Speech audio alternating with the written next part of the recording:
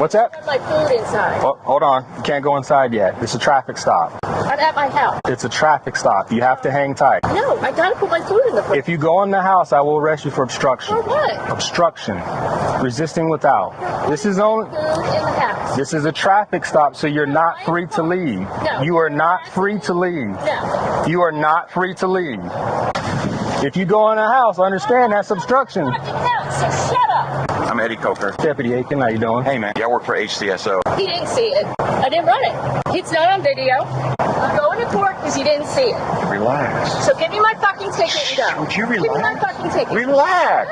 No. It's harassment. Is there any way you can give me a one-time professional courtesy if I show you my ID? I'll be sure to let my agency know that if we stop one of you guys, make sure you get issued the ticket.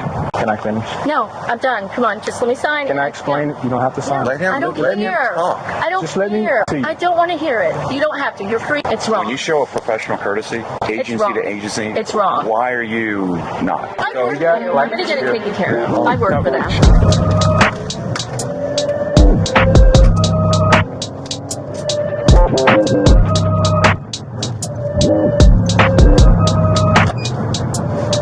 Start 26 traffic stop. Florida 28, Charlie Zulu uniform, Juliet 37, so blue Nissan. Hello, ma'am. So I'm actually doing a traffic stop now. Why? I'm trying to stop sign back there. Did- Yes, you did. We didn't. Yes, you did. Can I have your license, driver's license, proof of registration? You have a video. I don't need a video. I saw you do it. No, you need a video. No, I don't. I saw you do it. Pretty good. You're harassment to my neighbors. Well, we'll be going to court because you did not see me do it. Okay, you say so. Okay, I do say so. And I don't know about my insurance. It's somewhere away. Because I know you didn't see shit. I have a perfect driving record, so good luck with that. You guys have been targeting me and targeting me and targeting me because all the fucking neighbors complain, and I'm not doing anything. So I don't know how to get at my insurance. I don't know. Whatever. Write me a ticket for my insurance. I don't know. I Can can't you pull it log up. into it? Or no? I don't know. I don't know how. I know I'm allowed to have it online, but Yeah. Do you have, is it Geico, Progressive? it's AAA. I didn't know that insurance. Do they have an app for it? I would think so. I've never had to log into it before. I don't know. I don't know. I don't know how to do it. There's no way to put their. I don't know. I haven't been pulled over in like 20 years, so I don't know. I have no idea how to do it. But it's AAA? Yep. Okay. Well, just do me a favor, just hang tight till I'm done, okay? Yep. Public harassment. She was hauling ass.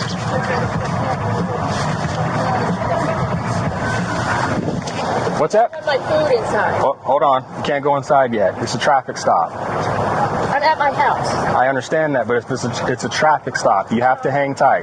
No, I gotta put my food in the fridge. If you go in the house, I will arrest you for obstruction. For what? Obstruction. Resisting without. This is only. Food in the house. This is a traffic stop, so you're not free to leave. No. You are not free to leave. No. You are not free to leave. If you go in the house, understand that You're harassing me. You are. if you go in the house, I'm just telling you, if you go in the house, that's obstruction. So just hang tight for a couple minutes. That's all I'm asking.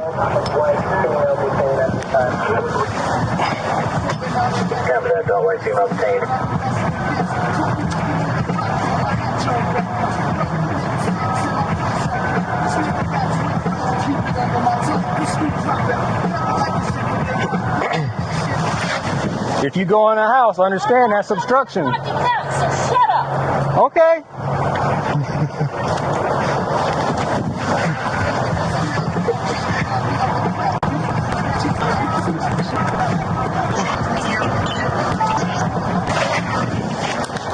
Hello, sir. How's it going? Not bad, yourself. Good, good. I'm Eddie Coker. Deputy Aiken, how you doing? Hey, man. Yeah, I work for HCSO. Okay. So I'm trying to. What happened? She ran the stop sign. Constantly call on me. I did not run the stop sign. Do you have something showing her running the stop sign, or I saw it. you saw it? I saw it. He didn't see it. run it. It's not on video. You didn't. So I'm sure, since you know you're right. No, you didn't see it. I'm sure you know, since you're a deputy. I saw it. I'm telling you, I saw it. Right. So You're wrong. that's probable cause for me to conduct a traffic stop, which is what I'm doing. No. Relax. It's fucking harassment. Relax. I'm going to court because you didn't see it. Relax. So give me my fucking ticket and go. Would you Give me my relax? fucking ticket. Relax. No, it's harassment. Well, as you can see, that's probable cause to do the stop. Absolutely.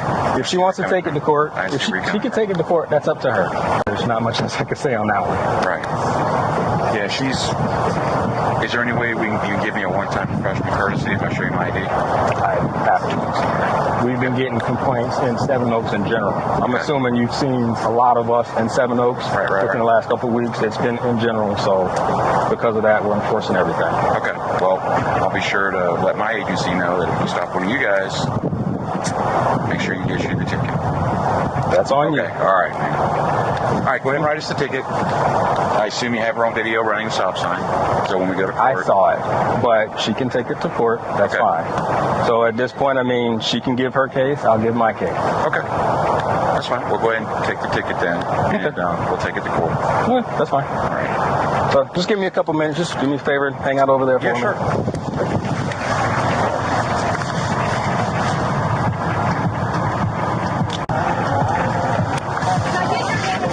Card. I will do that once I'm done. Please hurry.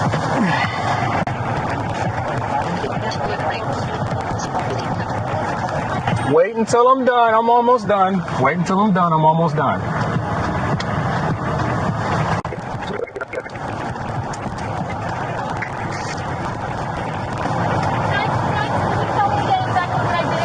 Ran the stop sign. And you saw me. Yes. You're lying.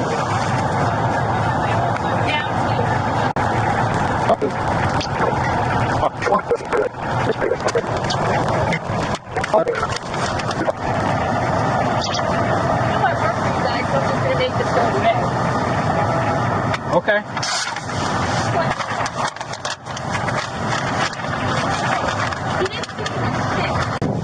Okay. He's just kowtowing to all these fucking bitches that live on the street that complain about me. Okay. Because he got nothing better to do. This back. Okay. So for the proof of insurance, like you told me the site before, that one all you have to do is just show the proof. I'm assuming you're going to take. I'm assuming you're going to take it to court anyway. Yes, so for that when's the court date? You have to call to get the court date. How do I do that? Call one of the numbers on the back. Clerk of the court, Pasco Sheriff's Office. All right. So for that one, once you prove that you have insurance, I'm sure that you do. But, I do. Still, I don't know. I got my insurance card in the Jeep. Can you go get it? Yeah. Well, it's too late now. I mean, I already pulled the number, but it's still, all she has to do is show that she has Let's it. get She didn't moving have on this, please. Just give it to me. So that one is literally when because I'm assuming she's going to take him to court, right? Yes, absolutely. So she would just Didn't see show anything. Relax. she would just show the judge, I had insurance at the time. Let's move along, For the please. stop sign, then you have, I have to explain the three options. One, pay the ticket. No. Two, No. take the course, No. in which case you wouldn't get points. Or No. three, take it to court. No, go to court. You have to make the choice within 30 days for I've which already one you made my choose. choice. Thank you. But Okay. Can I finish? No, I'm done. Come on, just let me sign. Can I explain it? You don't have to sign. No, Let him- I don't let him care. talk. I don't Just let me. care. I just want to explain it to you. I don't want to hear it. You don't have to. You're free. You don't have to explain. Let him explain. I don't want to. Let him explain. I You just didn't want see to me do explain. shit, so you know That's it. for court.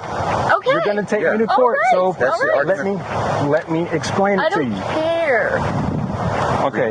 No. Relax. No. Relax. You know, you've been Relax. doing this because these bitches on the street keep complaining because they have nothing better to Okay. do. Well, I'm just gonna say it off. You want to interrupt me? That's on you.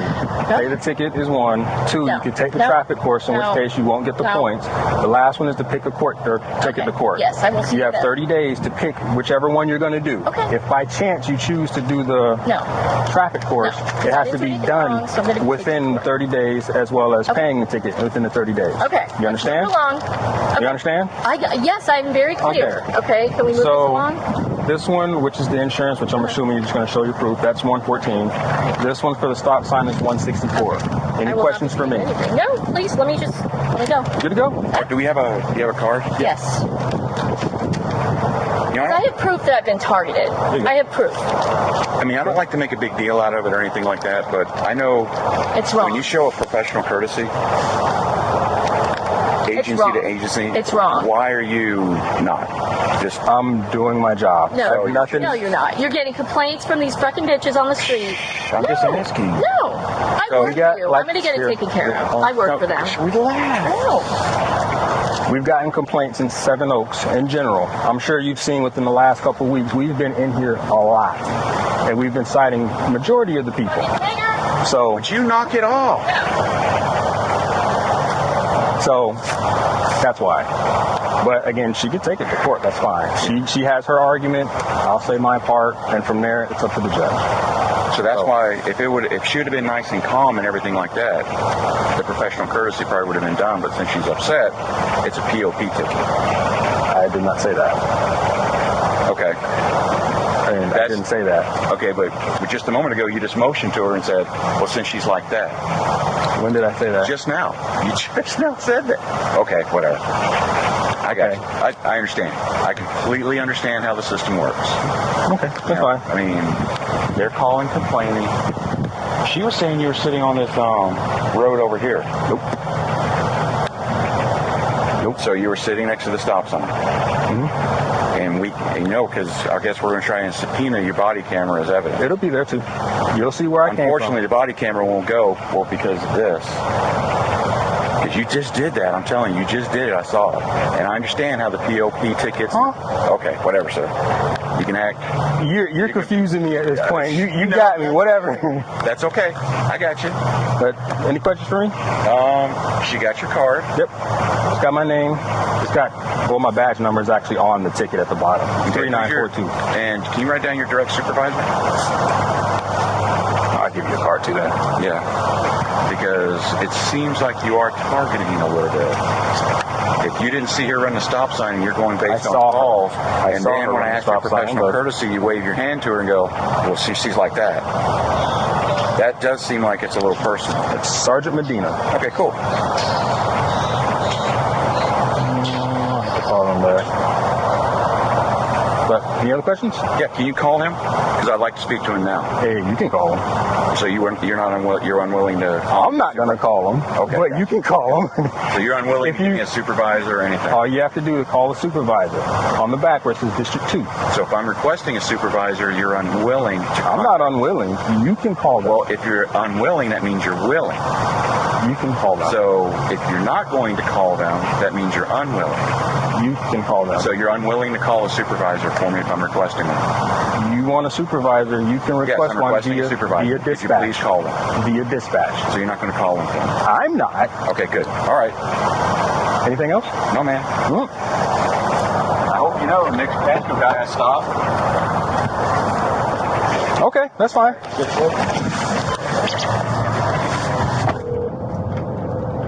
Hello? Hey, this is Sergeant Formby of the Pasco Sheriff's Office. How you doing? Hey, how are you doing, sir? I'm okay. What can I help you with? Okay. I'm sorry. I was expecting a different sergeant, but I guess you'll work. We just had a dealing with a deputy out in front of our house. Uh-huh. A deputy Aiken. Mm-hmm. And this guy was being a straight up ass. I'm sorry to use that kind of phrase to you and everything like that. Because, I'm a deputy with Hillsborough, and I've been there 15 years. And this guy was straight up ass. I don't know if he's been there, since yesterday or whatever like that, and he's out to save the world or whatever. But let me also start from the beginning. Hey, you know what? Hey, can you give me just 1 second? Hold on 1 second, sir. Yeah. Answer the phone, let him know. Hey, we're on the other line with that guy real quick. He's calling in to complain. The deputy. Yeah. No, we'll handle it real quick. Yes, basically. He's saying that he was rude or something. We just literally just called him, so I'll feel it out. Let you know what it is. Yep. All right. Bye. Are you there, sir? Yeah. Hello? All right. Bye. Hello, sir? Oh, I'm sorry. Hello? Yes, sir. I'm sorry. had a bit of an issue with my phone. All right, so go ahead. So Deputy Aiken, you guess you had a run-in with him, and he was. I didn't actually have a run-in with him. My wife did. Oh, okay. She pulled to the driveway, and I was inside because today's my day off, and she calls me on the phone and says, "Hey, can you step outside? I'm dealing with a deputy out here that is treating me like garbage." And I'm like, "Okay." So I step outside, and the deputy is saying that he saw her run a stop sign in the neighborhood. And she's saying it's impossible. There's no way she ran a stop sign in the neighborhood. So I was like, so I said, "Hey, trying to be peacemaker here. Can I just ask you what you saw?" And he goes, "Okay, well, who are you?" And I was like, "I'm a deputy with Hillsborough. I'm not trying to impede on you, or I just want to ask you what happened." He's like, "Sure, I'd be happy to tell you." He goes, "Your wife ran a stop sign." And I asked him, I was like, "So you got on a dash cam where you saw it, or what happened?" And he goes, "Well, I saw it." And I was like, "Well, so you were sitting there?" My wife said he was not sitting there. He was like a whole block down, and he came out of a side street, followed her up into the driveway, and then turned his light. And I'm like, "Okay, well." But anyway, so we go, I'm like, we know there's a neighbor down here. They hate me because I'm a cop. So they call you guys nonstop, saying that I can buy their house in my police car, I'm flipping off their kids in uniform, anything and everything to try and get me in trouble. You know, I sat down with my supervisors at work, and they're like, "It's a joke." They know it's a joke. Everybody knows it's a joke. Now they're going after my wife. My wife runs through the neighborhood, speeds through 70 miles an hour, and my wife has a perfect driving record and everything like that. Anyway, get to the part with this dude being a jerk. I'm standing in front of him, and you know how it works. I'm sure, I don't know how the professional courtesy thing works with you guys, but with us, if you ask, you say, "Hey, I'm a deputy or a police officer or I was patrol or whatever like that, and it's for one-time professional courtesy," and he goes, "No, we don't do that. I'm doing my job." And I'm like, "Okay, well, it's fine. Can I ask why?" He goes, "When I have to deal with people who are like that," he pointed right at my wife, and I'm like, "Oh, hold on a minute. What do you mean, people like that? And why are you pointing at my wife? We're going to go to traffic court and we'll decide, you have no reason to point at my wife like that." He goes, and I was like, "Listen, dude, I've been doing this job probably before you were born, or you're a teenager. I'm not going to say when you were born." I was like, I know all about the PLP tickets. I know about the PLP arrest. Everybody does know." And he looked at me and he rolled his eyes and smiled and goes, "Oh, no, sir. I have no idea what you're talking about, sir." And I'm like, "Okay, well, we're not getting anywhere on this. Can I get your supervisor?" He goes, "Well, I'm not getting my supervisor. You get him." I'm like, "Okay, well, do you have the number to your supervisor?" "No, I don't have the number to your supervisor." So I said, "You're unwilling to give me your supervisor's information?" He goes, "No, I'm not unwilling." I'm like, "Well, sir, you're telling me you're not giving it to me. That means you're unwilling." He goes, "Call dispatch. They'll get it." I'm like, "Why are you being like that? I'm simply asking for a supervisor, and you're refusing even to give me a phone number." I'm like, "What kind of professional standard is that?" I was like, "If you want to declare war on our agency, that's fine. The next Pasco guy I stop, I can give him a ticket just fast. But guess what? I won't do it because it's a professional courtesy. It's a professional standard. So I don't appreciate you, one, rolling your eyes at me when you're talking to me, and two, pointing your finger at my wife and lying and referring to her as that." And he's like, "Well, if you got to call him, call my supervisor." And I was like, "I'd be happy to. What's your supervisor's number?" "Call dispatch. They'll give it to you." And he got back in his car. And I'm like, wow. So it's like that now, is it? Listen, dude, I'm not Sarge. I'm not expecting you to kiss my ass. I'm not expecting anything. I'll expect you to make the kids go away. But to be treated that way by a fellow deputy is not right. I was referred to him as yes, sir. No, sir. I was being as courteous with him as I am with you right now until he pointed at my wife and said, you know, until I have to deal with that. And I'm like, that's not right. I mean, I'm just letting you finish. Is that everything? Is that That's it. the complaint? Oh, okay. All right. Well, as far as the professional courtesy thing goes, if there's any, that's fine. You know, cops ask for it. Everybody does. I can't tell you how many times I've had a highway patrolman look at me and go, dude, I get a professional courtesy just one time. I'm like, yeah, whatever. You know, it's what we do for each other, but I don't expect it. I don't expect it. well, if What you I don't like be is asked them for. treating me that way. Let me ask you this though. I gave you a chance to talk, and I'm trying to respond to you now, but you just cut me off within like 2 words of me responding back to you. So I just want to make sure we can have a proper communication. We have to have a sender and a receiver. So it's. Right. I just want to make sure that now I get to kind of rebut some of the things that you said and address them with you, and then we'll just keep going back and forth. All right. So as far as the professional courtesy thing goes. I think it's a undocumented but well-known practice that's occurred from time to time, but it should never be expected. And as far as our agency goes, if there's anything that we pride ourselves with the most, it's the fact that we do hold each other accountable, and probably to a higher standard than everyone else. I think the fact that I disagree with that, but go ahead. I think the fact that the deputy spoke with you in the first place on a traffic stop that didn't involve you, that in and of itself was pretty courteous of him, because I wouldn't have entertained that. I would have done my traffic stop first, and then I'd have came and talked to you afterwards. That's just because that's how I handle my business. So I don't find that to be inappropriate. Okay. As far as the declaring war on your agency, we're not ever doing that. That's quite absurd to me. I don't think that that's something that I would. He shook his head and he said yes and said okay. He said yes, that he's declaring war on your agency? Yeah. I said, well, fine, dude. You want to declare war on our agency? We can do that. And he shook his head up and down and goes, that's fine.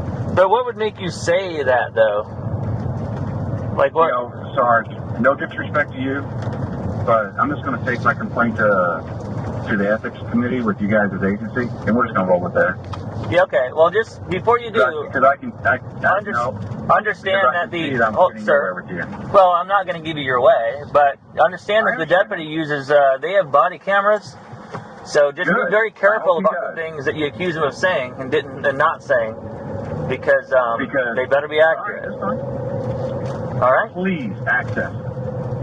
And I hope the ethics committee or ethical standards has access to, but this guy was slick. And of course, they have access to it, sir. It's mandated by the agency. And the other thing is, he didn't give you the supervisor's number, because that would be inappropriate as well. You would need to contact dispatch and get that. We don't hand out phone numbers to other people on the street. That's not inappropriate. So, that is not appropriate.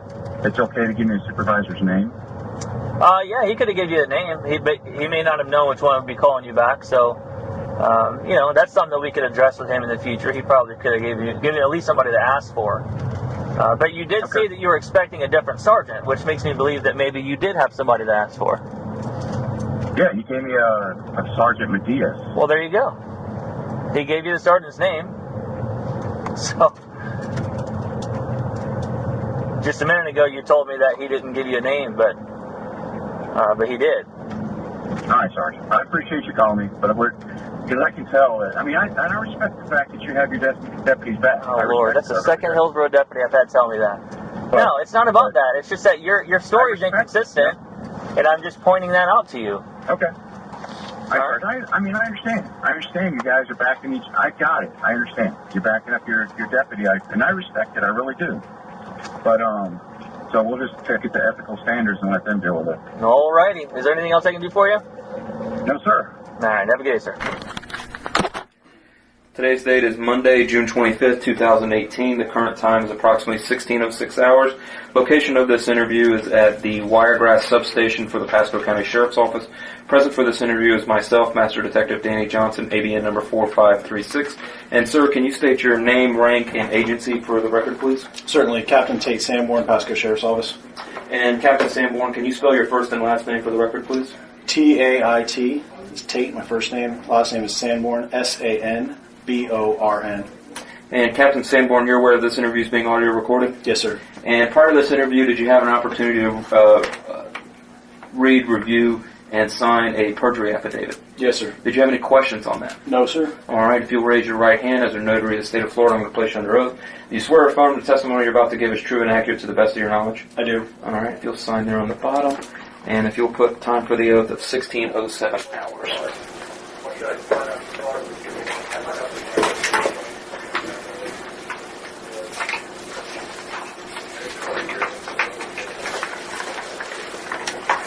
The purpose of this interview is in relation to Hillsborough County Sheriff's Office Internal Affairs case number I-2018-027.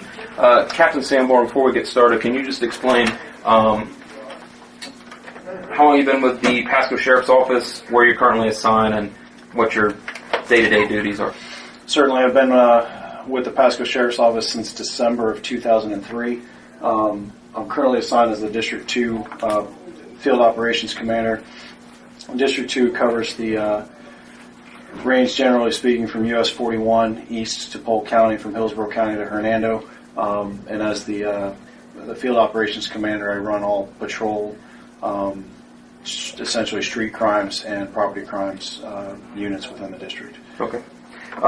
So prior to our interview, we kind of talked about it, but it's my understanding that as a district commander, sometimes you get involved with neighborhoods, HOA meetings, stuff like that, and you go as a representative of the sheriff's office.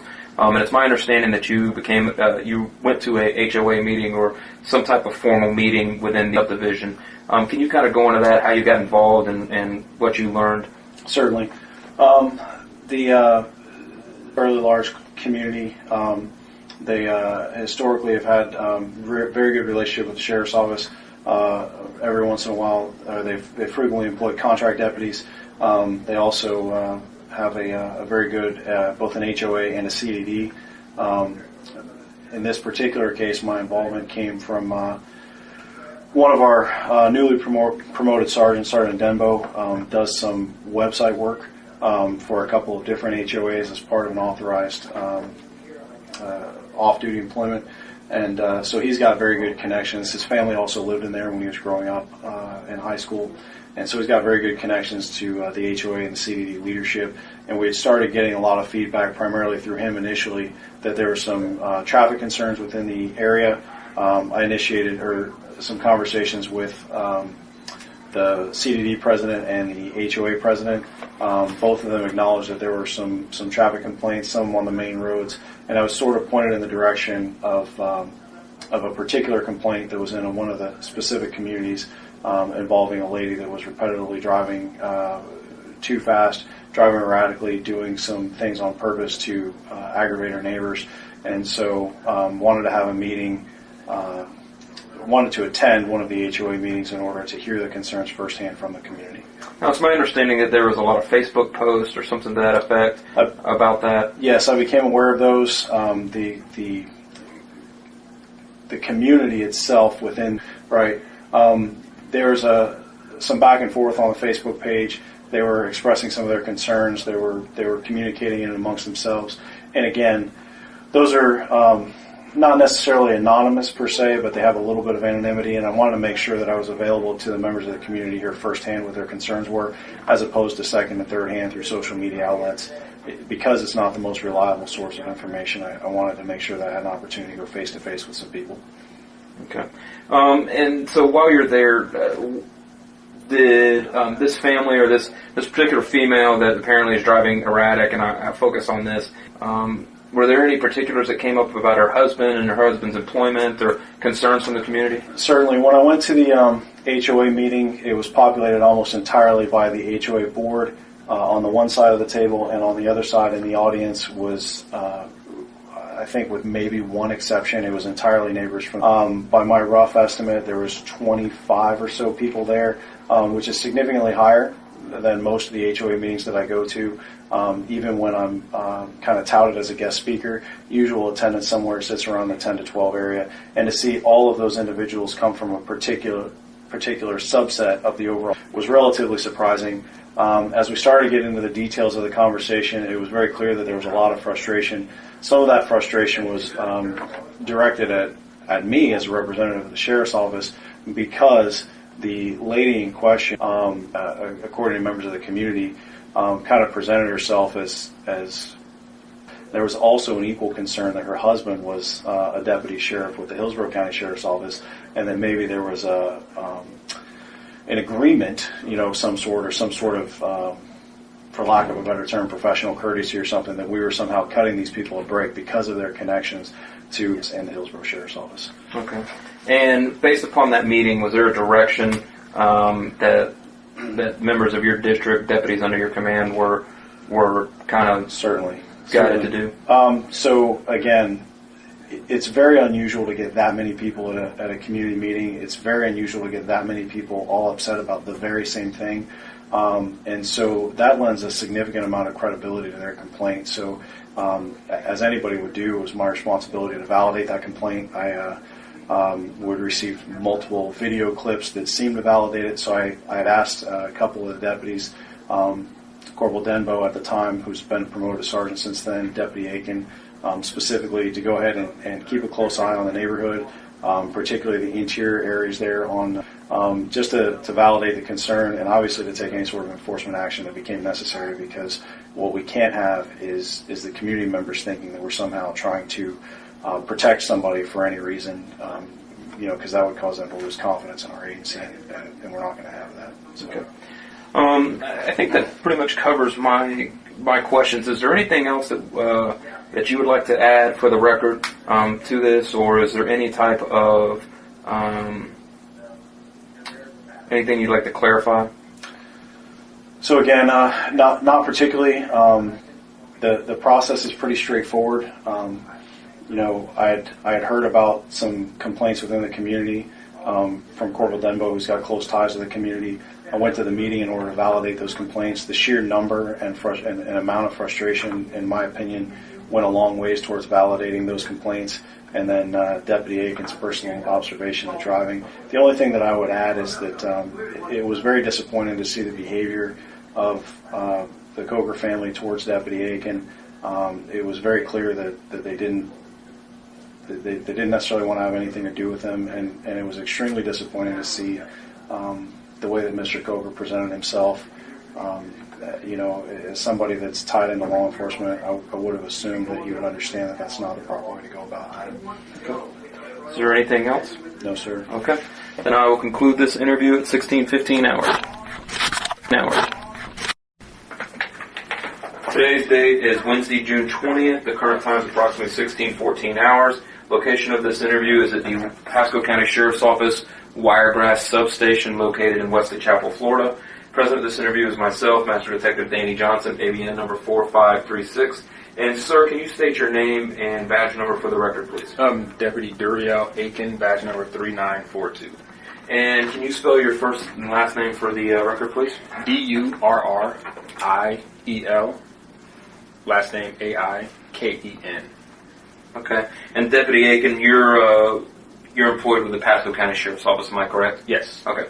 And are you aware that this interview is being audio recorded? Yes. And have you had a chance to read, sign, and do you fully understand the perjury affidavit that I presented to you prior to the interview? Yes.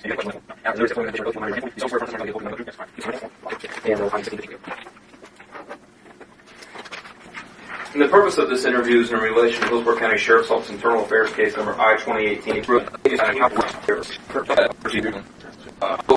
In that, are you tasked with special assignments and different things like that? Yes. Okay. And recently, it's my understanding, and based on our conversation prior to the recording, you guys have been assigned to, or maybe just you individually, due to some complaints about traffic. Am I correct in that? Yes. So, kind of in your own words and in story form, tell me how this all started. Initially, There were complaints, and at one point, now Sergeant Dimbo received information that there was a traffic violator. For him, he was informed that a blue Nissan SUV would continuously speed, run stop sign and whatnot within, even though there are kids driving or not driving, kids outside playing, because it's a neighborhood, Right. And there was a white female driver, and then at some point after that, we ended up going to a HOA meeting. It was myself, Captain Sanborn, and Lieutenant Troy. So let me ask you this: what you guys received the complaint? There's been ongoing traffic issue. Is it normal for you guys to go to an HOA meeting for traffic violations, or what was special about this? I believe that one of the main reasons why for the HOA meeting, because it was so continuous and it had been going on for so long, and then the fact that the person in question driving and the husband was a deputy in Hillsborough. Okay. So prior to this meeting, or was it prior to this meeting that you learned that her husband was employed by the Hillsborough County Sheriff's Office, or is it at the meeting that you learned this? I believe I learned it at the meeting. Okay. Now, others may have known, but... Okay. For your purposes, you found out at the meeting. Yeah. So what I want to focus on is primarily, what was some of the concerns by the neighbors? What was brought up? Was there anything unusual about this HOA meeting? Was it just a couple people? Tell me about that. There was roughly maybe 25 people at the HOA meeting, which I've never seen that many people at a HOA meeting. And alone, I would say roughly 20 of the people there were all. Okay. And each person was talking about the same vehicle, which is a Nissan Rogue, I believe, blue. And it was the same person driving it, which her name. Okay. They ended up mentioning that she was, and her husband, Ed or Eddie, was a deputy with Hillsborough. Okay. They gave concerns that one reason why nothing has happened to them was because of their affiliation with law enforcement. Okay. And they just kept trying, and that's how we ended up getting to the meeting. Okay. So there at the meeting, you learn the Cokers. They're both affiliated with law enforcement. The neighbors are out in force, and that they're concerned that nothing has happened to them because of their affiliation. Yes. Okay. Did they make, and I understand, focus mainly on our employee. So Deputy Coker, was there anything specific mentioned about him? Any concerns that he made any statements to neighbors, or anything that you recall that was brought up during that meeting? There was a post brought up at one point after the Cokers got an injunction against one of the neighbors. Okay. Because one of the neighbors actually went to go talk to them and try to get them to slow down, basically. And the Cokers ended up getting I think it was a repeat violence injunction. Okay. And at the final court hearing, or the whatever hearing for both sides to be given, to my understanding, the injunction they got rid of it. Okay. But made a post, and Eddie allegedly made a post. I have a copy of the post that was made also. On Facebook, or on some sort of social media platform? Some form of social media. Okay, all right. And do you, off the top of your head, remember exactly what the post said?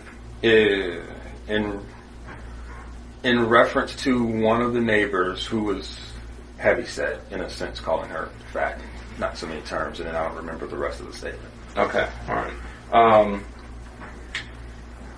So, and this was against the neighbor that basically had gotten an injunction against them? No, not that neighbor. It's a different neighbor. Okay. But it started after the neighbor that they got the injunction against. Okay. All right. So, if I'm understanding you correctly, it basically sounds like that the Cookers live in there as well? Yes. Okay. It seems like that the neighbors consistently all agree that there's an issue with this one family, and it's the Cokers. Yes. Okay.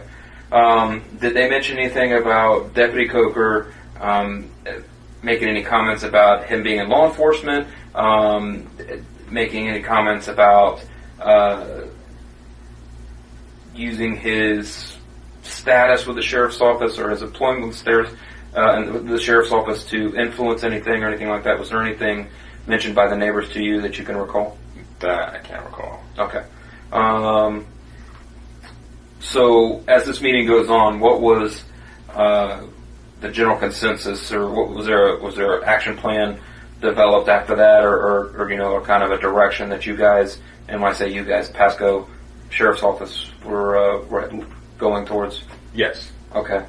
Are you able, discuss that? So is there anything you're able to talk about? Basically, do traffic enforcement within, and go from there. If by chance we see this car violating some form of a traffic law, and then pull it over and go from there.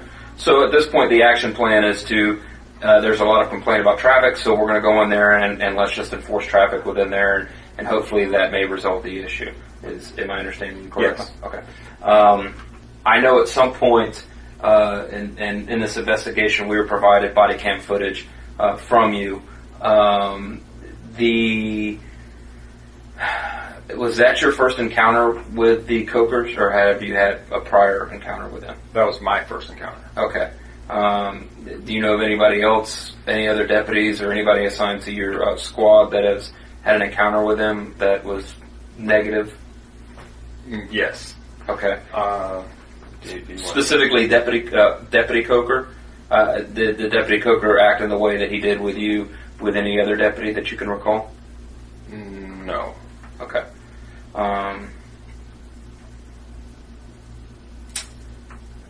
Like I said, the video speaks for itself, but is there anything that wasn't on video or anything that you feel you would like to add? I know after my encounter with him, he actually called to complain on me. Oh, really? Okay. And he spoke to Sergeant Denbo. Okay. Do you know the details of that complaint or the information? Or? All I know is from what's in the call, which said that I was rude and I was scary.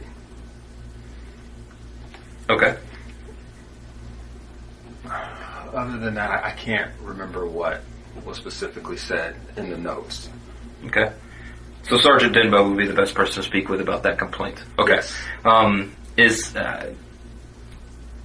there an active complaint right now that you can speak of, or is that pretty much handled? With that, I don't know. Okay. All right. No problem.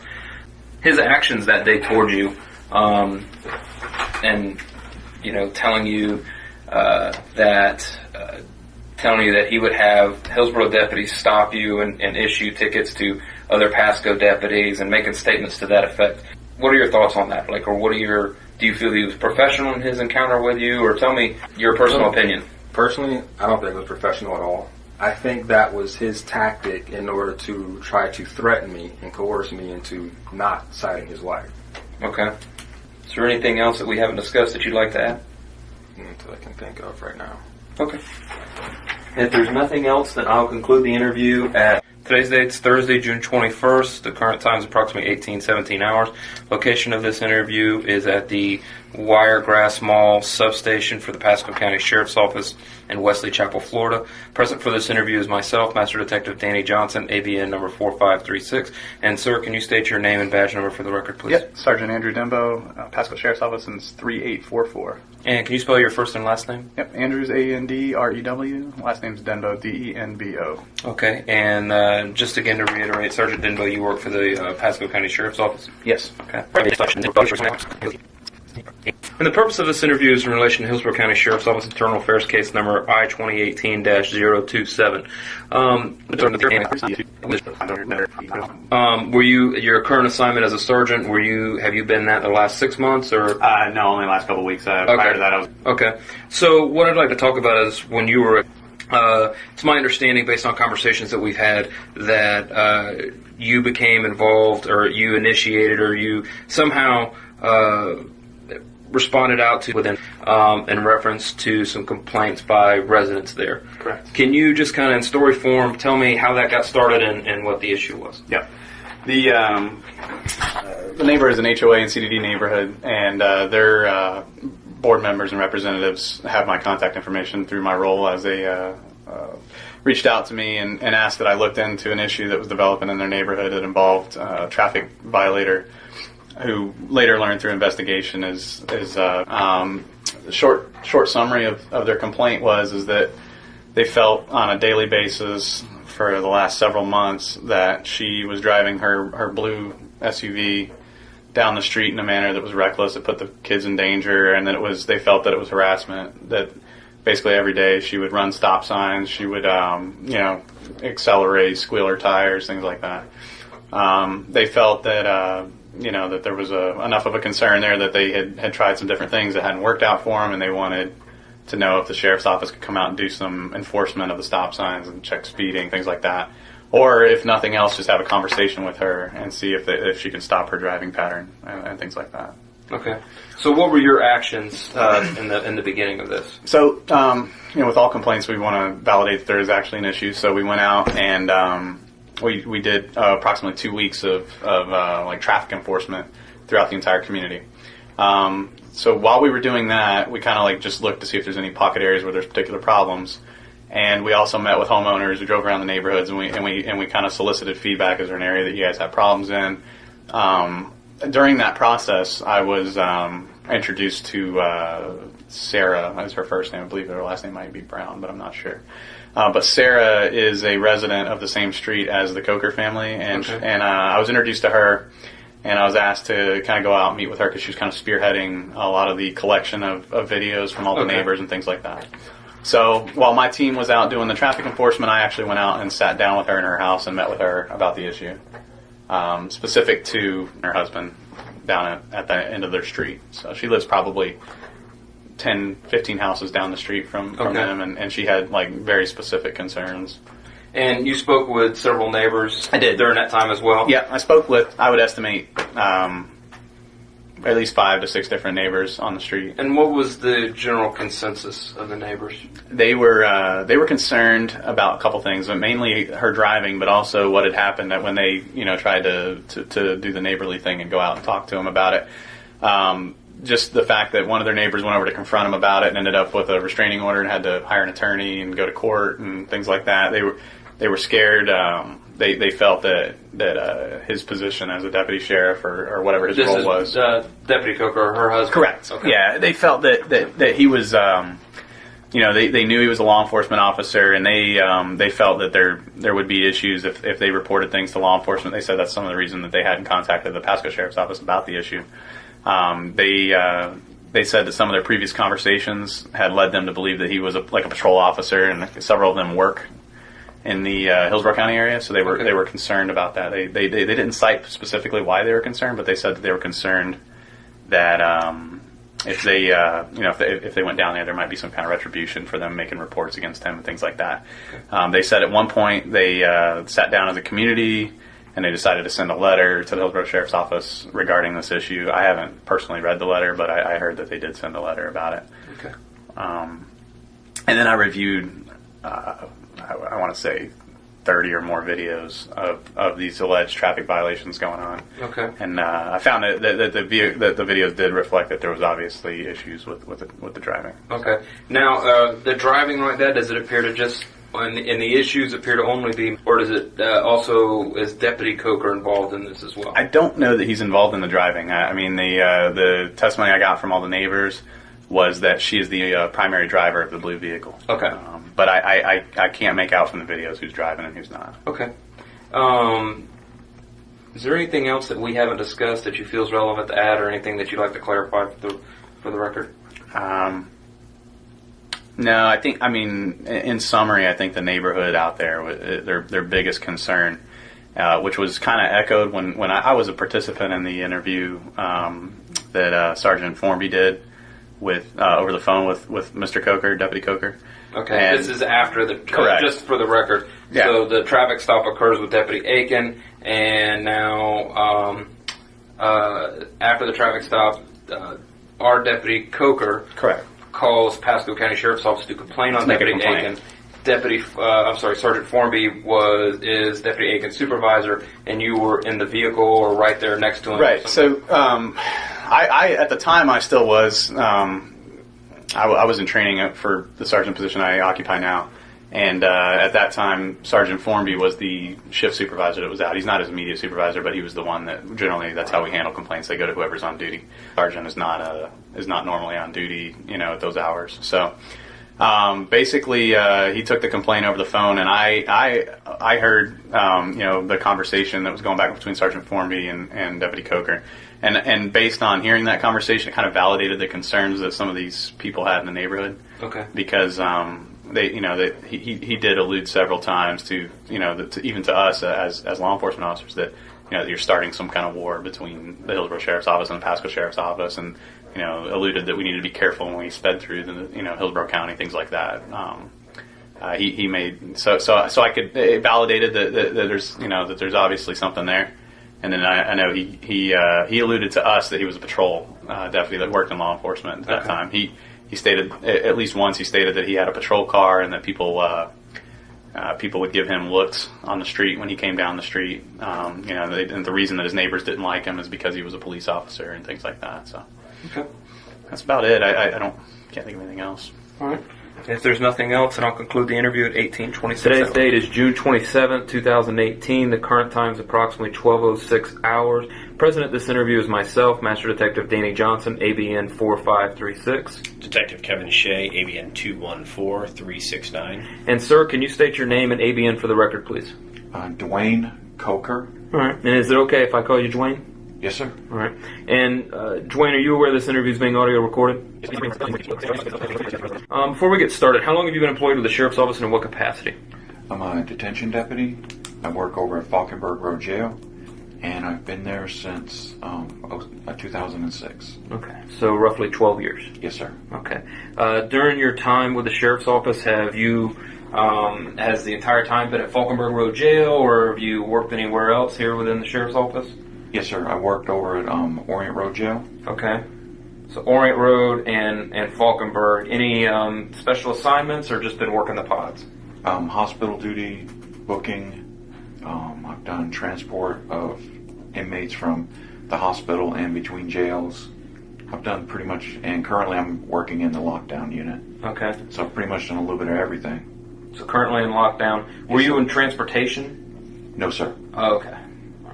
But I have transported inmates to and from the hospital and between the jails. All right. Prior to coming to the Sheriff's Office, not to insult you, but 12 years, you're not fresh out of high school. What did you do prior to coming here? I was in the Marine Corps. Okay. How long were you in the Marines? 7 years. 7 years? Okay. What did you do in there? I was an infantry, just plain old grunt. Okay. For the whole 7 years? Yes, sir. Okay. And prior to the Marine Corps, what'd you do? I worked for a finance company. Before the Marine Corps? Yes, sir. I joined the Marine Corps right out of high school. Okay. So right out of high school, you spent 7 years in the Marines, and then you started working here? No, sir. I went to college. Okay. All right. So, so the Marine Corps, college, and the Sheriff's Office. So, yes, sir. Maybe miscellaneous jobs in working between. My way through school. Yes, sir. I was on it seemed like the lifetime program because I could only go part-time. Yeah. And it took me quite a while to graduate. No problem. So other than the Sheriff's Office and the Marine Corps, any kind of law enforcement agency that you've worked for?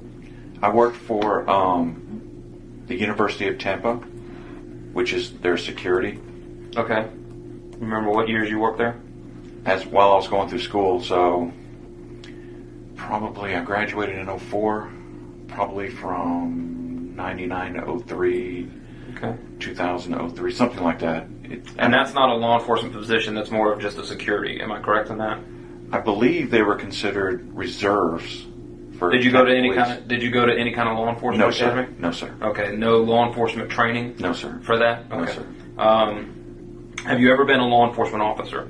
No, sir. Okay. Have you ever been assigned a marked HCSO vehicle? I've driven vehicles in transportation capacities, but never been assigned a vehicle. No, sir. Okay. Nothing that you would take home, your transportation vehicle? No, sir. Any type of, have you ever conducted a traffic stop? No, sir. Okay. Have you ever testified in court in regards to a criminal matter, whether it be traffic, misdemeanor traffic, civil traffic, any type of crime like that? Yes, sir. I have testified in court. Okay. Regarding as it relates to your position in the jail? Yes, sir. Okay. And answering subpoenas. Okay. Have you had any training or extensive knowledge of Chapter 316 of the Florida State Statutes regarding traffic? No, sir. I have no idea what that is. So. No, okay. Sir. No problem. You've had an opportunity to kind of review everything that's happened, and the main focus of this investigation is basically an interaction that you had with the Pasco County Sheriff's Office during a traffic stop of your wife. Yes, sir. And then your actions afterwards. Yes, sir. And that's the main focus of this. There are some other things that have come to light, but the main focus is that. So with that being said, you reviewed body cam footage, you reviewed phone calls made by you. Do you feel you've done anything wrong? I feel like I overreacted, yes, sir. Okay, so tell me how. Well, the one thing that's not evident on the body cam video is like when I was having my number one. Let me start from the beginning because I'm extremely nervous and I'm getting like. But anyway, right from the very beginning, the traffic stop was in my driveway. Okay. So that's why I came out in the beginning. Okay. And I guess the main thing that got me a little upset was when he referred to my wife as, I have to deal with that. And he pointed right at her.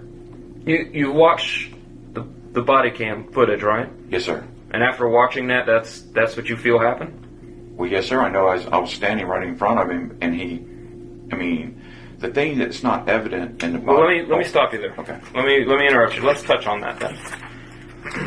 So, for the record, what I'm showing you here is, and there's other things that I'm going to touch on that traffic stop, but let's look at this real quick. So we're going to talk about when you allege that Deputy Akins with the Pasco County Sheriff's Office allegedly says that's why I have to deal with that. That. And he points at your wife. Yes, sir. That's your testimony. Yes, sir. Okay. So here's what I want you to read, and I want you to read it. This is verbatim transcripts from that. Okay. And just as you're reading this, what I want you to do is, it'll show here like the blue highlights are you, says Deputy Coker. The yellow highlights will say Pasco Deputy, and the pink highlights. Okay. So what I want you to do is I want you to read this verbatim for the record, and then when you say before you read what they said, make sure it's put. This is what the Pasco Deputy said. This is what the Pasco Deputy said. This is what I said. Yes, sir. Okay. You understand what I'm instructing you to do? Okay. Starting right here, I want you to read. This is what the Pasco Deputy said. Read that for the record. And actually, I'm sorry. Let me preface this. So, to kind of put this into context, you've asked the Pasco Deputy Akins, for professional courtesy, not to write your wife a ticket. Yes, sir. He's explained to you that he's just doing his job. You're upset that he's not giving you professional courtesy. You're going back and forth. He's telling you why that he's not going to give you professional courtesy. So I want you to start off with a yellow highlight. Pasco Deputy Akins. This is his statement. Pasco Deputy, I'm sure you've seen within the last couple of weeks, we've been here a lot. And we've been citing a majority of people. You want me to read? Yeah, this is what your wife says. Kathy. Fucking nigger. Pasco Deputy, so... That's you, I'm sorry. Oh, myself, would you knock it off? Kathy. Oh, Pasco Deputy, so that's why, but again, she could take it to court, that's fine. She has her argument, I'll say my part, and from there it's up to the judge. So, myself, Deputy Coker, so that's why if it would So that's why if she would have been nice and calm and everything, that the professional courtesy probably would have been done, but since she's upset, it's a POP ticket. Okay? So that's the interaction where you say that Deputy Akins points at your wife and says, I had to deal with that. That's what your statement is. But what really happened is he's explaining to you why he can't give you professional courtesy. He's explaining to you, look, we've gotten complaints come out here to do traffic stops. We've been asked to come out here a lot. We're citing people. In the middle of his statement, your wife throws out the racial slur and calls him, and quoting her, a fucking nigger. He stutters. You look at your wife and go, would you knock it off? And then as he's trying to explain, so that's why, and he's explaining to you, because your wife interrupted him by calling him that, that's what happened. He wasn't insulting your wife. Actually, it's the exact opposite. Is your wife referred to him as a racial slur. Do you approve of that? Absolutely not. No, sir. Did you hear her say that? No, I did not. So the first time you were aware of that is right now? Exactly. Did you not notice that when you watched the body cam video? I thought it was more, I did hear that, but I thought it was like at the end when she was walking inside. She may have been walking inside, but she threw that out there, and that was during that time. I honestly don't remember. I don't remember seeing that before she walked inside. Because here's my concern, Deputy Coker, is your wife calls him that. That was uncomfortable for you to read. Absolutely. That was uncomfortable for you to read. Because that word is... But yeah. Oh, yeah. So the issue I have is, you tell her to stop, so you heard her. Now, whether it registered what she said or not, but what it appears, what the perception of it is, she says that, you tell her to be quiet, and then you continue to demand professional courtesy from Deputy Akins. And then you start getting onto him saying that he's insulting your wife. That's an issue. And the first thing that I saw when I see this is, I think the average person, if they heard that and they disapproved of that type of language, would be to go, you know what, look, I'm sorry, that's not her, she's frustrated, or make some sort of excuse or apologize or something, but you don't do that. I honestly didn't hear that before. I mean, can I read further down in the transcript? Because I don't remember hearing that at that point at all. So you've watched the video? Yes, sir. That's the point. That's the point where he says that. Because then you start going into, you just looked at her and said that. And he's like, I didn't. And he says, when did I say that? And you continue on, and that's where you start getting into him about that. You see an issue? Definitely, yes, sir.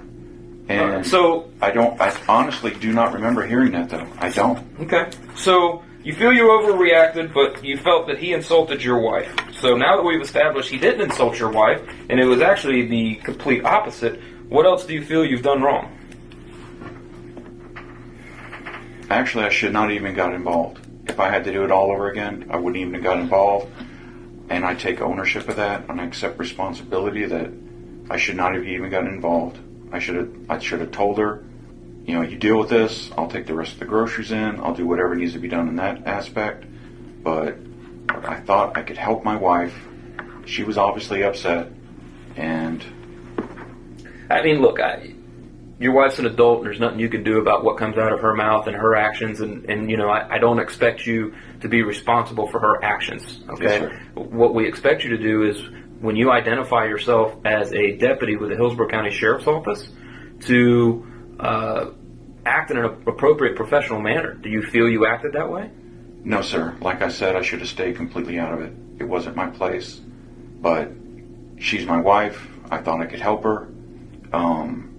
Even on the video, you can see where I'm still not sure how he saw her run a stop sign. Because the following day, we actually retained an attorney. And even our attorney has driven the route and goes, there's no way he saw anything in reference to it. But anyway, we're getting off. Well, let me ask you this. Based on your wife's actions, okay, yes, sir. That you've seen how your wife reacted. Do you feel that she was appropriate in her actions? Absolutely not. Okay. Do you feel that maybe she could be mistaken? Mistaken for? That she did run a stop sign? I mean, is it plausible based on her reaction? I'm going strictly by what she told me. Right. She's told me that she didn't run the stop sign, so he didn't see her run a stop sign, and he feels like based on the constant complaints, and even in the information I was given that I was reviewing, the complaints in the HOA meeting, which that's a whole other kettle of fish that I hope we actually get a chance to get to, I'm going by strictly what she said. And she feels like she was targeted. And that's why we retained an attorney the next day to fight this in court. And even the attorney we retained has stated, we think you were targeted. Okay. Well, if your wife, and the complaint basically is that your wife is erratically driving through a neighborhood. They have video of your wife doing that.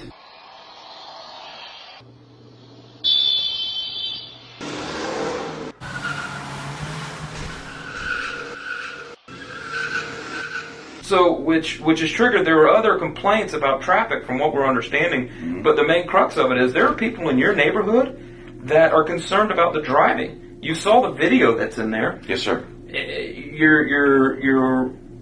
vehicle, whether it's you driving, is in that video, is it you driving? That's definitely not my vehicle. Well, it's a blue Nissan Rogue. And I wanted to bring that up to you. It seems like I'm just referring to my update. So let me ask you this. Sure. All of the neighbors say that that's your car. It matches your car. I'm not saying you were driving, mm-hmm. but it matches your car. And the neighbors are saying that. All right? People are writing to that. So are you saying that there's a conspiracy by your neighborhood to gang up on the Cokers? I don't know.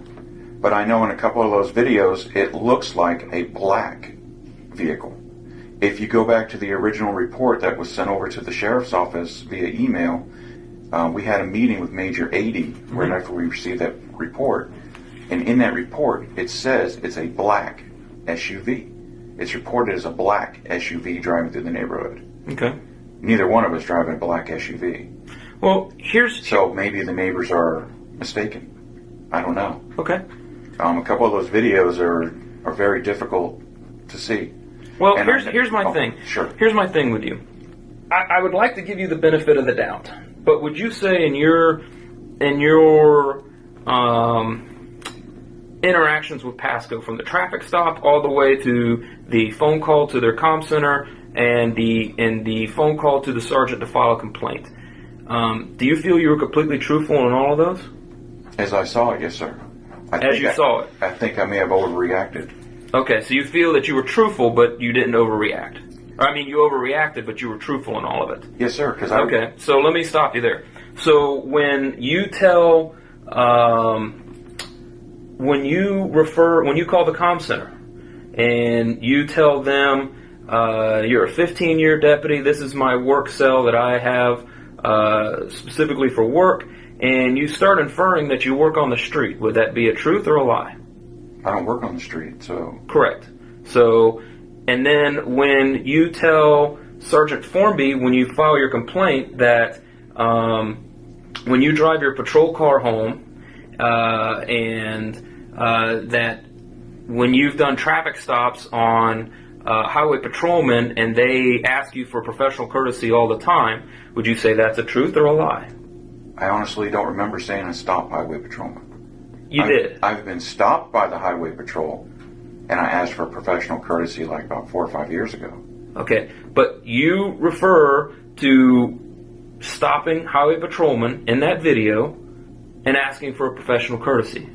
And they've asked you for a professional courtesy, and you give it all the time. You infer that you're going to basically, you try to say that Deputy Akins said that he was starting a war with Hillsborough County, and there was going to be a war between Pasco and Hillsborough County Sheriff's Office. You state that you're gonna next time you stop a Pasco deputy, you're gonna write him a ticket. Well, if you work in the jail, you don't have a patrol car. How are you going to stop someone? I'm not going to stop anyone. But you said it. So were you being truthful or untruthful in that statement? If that's the case, then I was being untruthful. Okay. But, when you make reference that in your patrol car, the neighbors are all against you, and as you drive down the street in your patrol car, they allege that you're giving them the bird, and they don't like cops. Would that be a truth or a lie? Well, when I drive home in my car... No. Your patrol car. You specifically said patrol car. Detective Shea and I have both watched these videos numerous times. You said patrol car. And you referred to that, and you basically referred to yourself and made it appear that you were a law enforcement deputy out on the street. Well, I apologize if that's how I made it appear, because that's not the case. I know it's not the case, but that's what you did. I apologize for that. Why would you do that? That was not my intent. So what was your intent?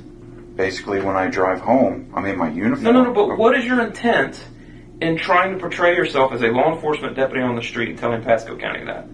I didn't think I was trying to portray myself as a law enforcement deputy.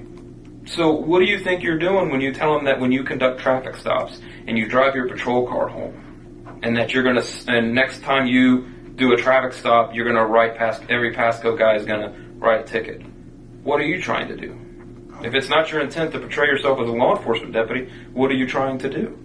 I'm not sure. I mean, all I can tell is that at the point I was trying to help my wife, and I was pissed off because of the way this guy was rolling his eyes and the way he made that gesture towards my wife. Well, we've shown that gesture that was not at your wife, and if I gotta tell you, I've watched that video I don't know how many times, and that Deputy Aiken, was absolutely the utmost professional to you and your wife. As your wife sat there and berated him and berated him and berated him and called him a racial slur, you're threatening him and other Pasco County deputies. He was the utmost professional. But yet then you double down and you call the comm center and you say this guy's scary, that you making up these complaints about him, and then they transfer you over to then the sergeant calls you and the sergeant reaches out to you, and then you just go all in with this. You go all in and you say, you know what, I'm going to take this bluff and I'm going to go all in with it. And you allege that you call this guy, he was an ass, was an absolute ass to you. You insult him and say that he's been serving since yesterday. I've been there 15 years. I don't expect to get treated this way. You make references that that you've conducted traffic stops on highway patrolmen. You feel that professional courtesy should have been given. All these things. Why? That's the big question: is why? To get your wife out of a ticket? Was that why? I mean, when you say why, which question would you like me to? Why are you untruthful, and why are you making up these things to the Pasco County Sheriff's Office? Making up these things. Yes, One, he did gesture towards my wife and say we have to deal with that. No, he didn't. I just showed you the transcript. Deputy Coker, I just gave you the transcript. We read it. We read it verbatim. You watched the video. He did not do that. I'm dumbfounded by this. My concern is, here's the biggest thing out of all of this, because realistically, to interview you for this investigation, it's all on video. It's all recorded. Yes, sir. The thing I've got to figure out at this point is, do I have a deputy that works here for the sheriff's office that is untruthful and will take untruthfulness to get his wife out of a ticket? Or do you lack such self-awareness and delusional when you get upset that you can't maintain any facts? Because here's the problem. The facts are there, sir. The facts are there, Dewayne. All there. We got it transcribed. I had it transcribed. I had you read it. You read it verbatim. He never insulted your wife. Never insulted your wife. He never pointed to your wife and called her that. He was in the middle of talking and explaining why he had to write a ticket, and when your wife called him a racial slur, he stopped. It caught him off guard. You told her to stop, and as he continues, he was finishing his sentence. That's what happened. That's exactly what happened. Because when I was taking my notations when we were watching that video, I even made it in my notation that he refers to her. He makes a gesture and he goes... what were you watching in there? Because it's nothing that we gave you. If that's what you saw, then I have concerns about that. I have concerns about your observations. You're in a controlled, sterile environment, an office to yourself. You had all the time in the world that you needed to review that stuff. And that's what you pick out of. Even though I just showed you the transcript. You just read it verbatim. We put it in context. Yes, sir. But yet you still argue that he said that, and he didn't. What about the other stuff? That he was an absolute ass. Oh, this guy's slick. Things like that. And that you, in fact, and then you claim that he was pulling teeth to get him to give you a card and a sergeant's name and all these things. In fact, the Sergeant Formby with Pasco, called you out on it because you alleged that he never gave you any supervisor's name, but pointed out at the beginning of that phone call, you made the statement, well, this wasn't the supervisor I expected. So clearly you had a name. Yes, sir. And I watched him. I watched the video. He wrote all the information down and gave it to you. You were upset because he wouldn't call the supervisor for you. He told you to call the comm center, and that was the appropriate way to do it. You just didn't like that. And then you tried to trip him up and says, well, you're unwilling and willing and do that. And he looked at it and he goes, sir, I don't know what you're talking about. You got me, I guess. But there's the information. He provided that to you. You even said it on the phone call to the comm center when you called to get a hold of a sergeant that he wrote it too tiny for you to read. And then you tell the sergeant when he does call you back, well, he never provided that information. You're portraying Deputy Aiken as all these things, and he really wasn't. Is that what you truly perceived? All I can tell you, sir, is what happened. Okay, but answer the question. Is that what you truly perceived? That Deputy Aikens was this just mean, aggressive, rude deputy. Is that what you truly perceived? Did I say he was mean, aggressive, and rude? No, but that's how you portrayed him. You may not have used those exact words, but that's how you portrayed him. I believe you stated, he's an ass, this guy's slick, he's scary, he was rude to my wife. These are things that you said. Mm-hmm. So is that how you really perceived him? Well, between the eye rolling and when he made that gesture towards my wife. Which we said he didn't, which we've proven he didn't towards your wife. Let me ask you this, do you feel it was, and another thing that bothered me in this is when you came out and it was either in the phone call to their comm center or the supervisor, you make the statement that, you came out to, and I believe it was something to the effect of the peacekeeper or something to that effect. Maybe not of those, but basically to keep the peace between your wife and Deputy Aikens, okay, to kind of maybe mediate and bring some civility to it. That traffic stop was none of your business. In fact, Deputy Aiken gave you and your wife a lot of latitude. Because any type of, if you've ever done a traffic stop, one of the things is your wife would have been told to stand at the rear of the vehicle or sit inside the passenger and don't move. She is legally being detained. Yes, sir. You should have never been allowed up there. But he entertained you. He allowed you to come up there. He spoke with you. That traffic stop, I believe, was about 18 minutes. And quite frankly, it was about 15 minutes too long. But that's my opinion. And I agree. Because your wife ran him through the ringer. And he maintained his composure. If anything, I wouldn't be concerned about your Deputy Aiken pointing to your wife. I would have concern with my wife treating a fellow deputy that way. Because that was completely uncalled for. But like I said, she's an adult and there's nothing you can do about that. Alright? But that's just absolutely horrendous. But you see those actions. You see what he stops her for. You admittedly to yourself, you didn't even know what Chapter 316 is in Florida State statutes dealing with traffic and the criminal violations. You feel that he has to have you on video in order to do that. He saw you. He saw her do it. You're more than welcome to take it to court. That's well within your right. Gave you the option. But that video is going to get played in court. Okay. Do what you want, but that whole video is going to get played in court. Everything. Did you ever read the ticket? Did you ever look at the ticket? Yes, sir. So you didn't notice when he wrote on there, wrote on the citation, called me an F and N. You didn't notice he notated that? Called me an F and N? Yeah. So when you look at the traffic citation that he wrote your wife, because a lot of times we'll write comments on there. So went in there. So for the one that he put, no proof of insurance / called me and then the N word. Never noticed that? You never noticed that on the? Yes, sir. I read it. When I was reviewing it, I read the ticket. It just threw me off when you said he called me an F and N. Sorry, that's what your wife said. What he wrote on the ticket was called me the N word. He wrote them on both citations. That never struck you as, man, why would he put that on there? You know, that didn't make you wonder? Because you said that was, when I pointed that out to you, that was the first time you'd ever seen that. But now, you know, it's on the citation, and you're saying you never noticed that. That stands out like a sore thumb. It's right next to the reason why they stopped. Yes, sir. I even wrote it down on my notes. Did you show your attorney that? Yeah, he has the ticket. He never asked you about that? No, sir. And you've never checked out a vehicle, an HCSO vehicle, and driven it home? No, sir. Do you have a duty belt? Yes, sir. Like the one that the guys on the street wear, full duty belt, firearm, taser, or maybe not taser, but the basket weave, Uncle Mike's, or whatever it is now.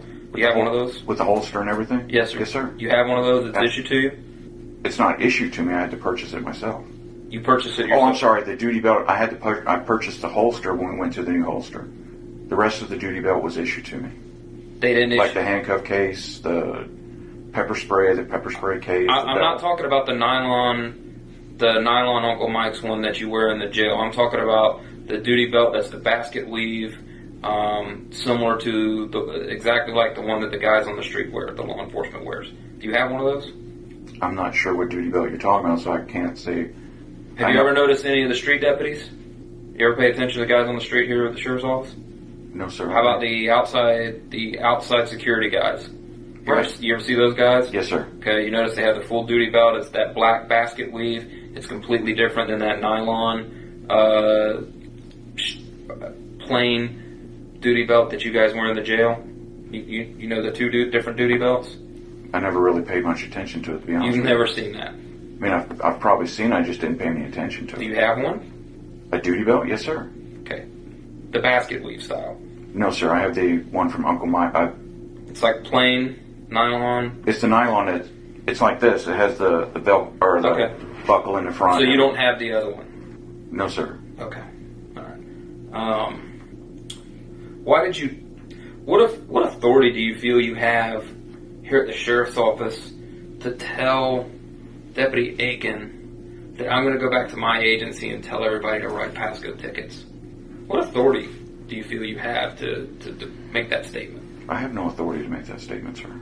Why did you make that statement? I was pissed, and I made a stupid statement, and I wish I could take it back, but I can't. Then you tell the sergeant that Deputy Aiken basically said something to the effect of starting a war against us. Why would you say that? He never said it. Why would you say that to the sergeant? Again, I was pissed off.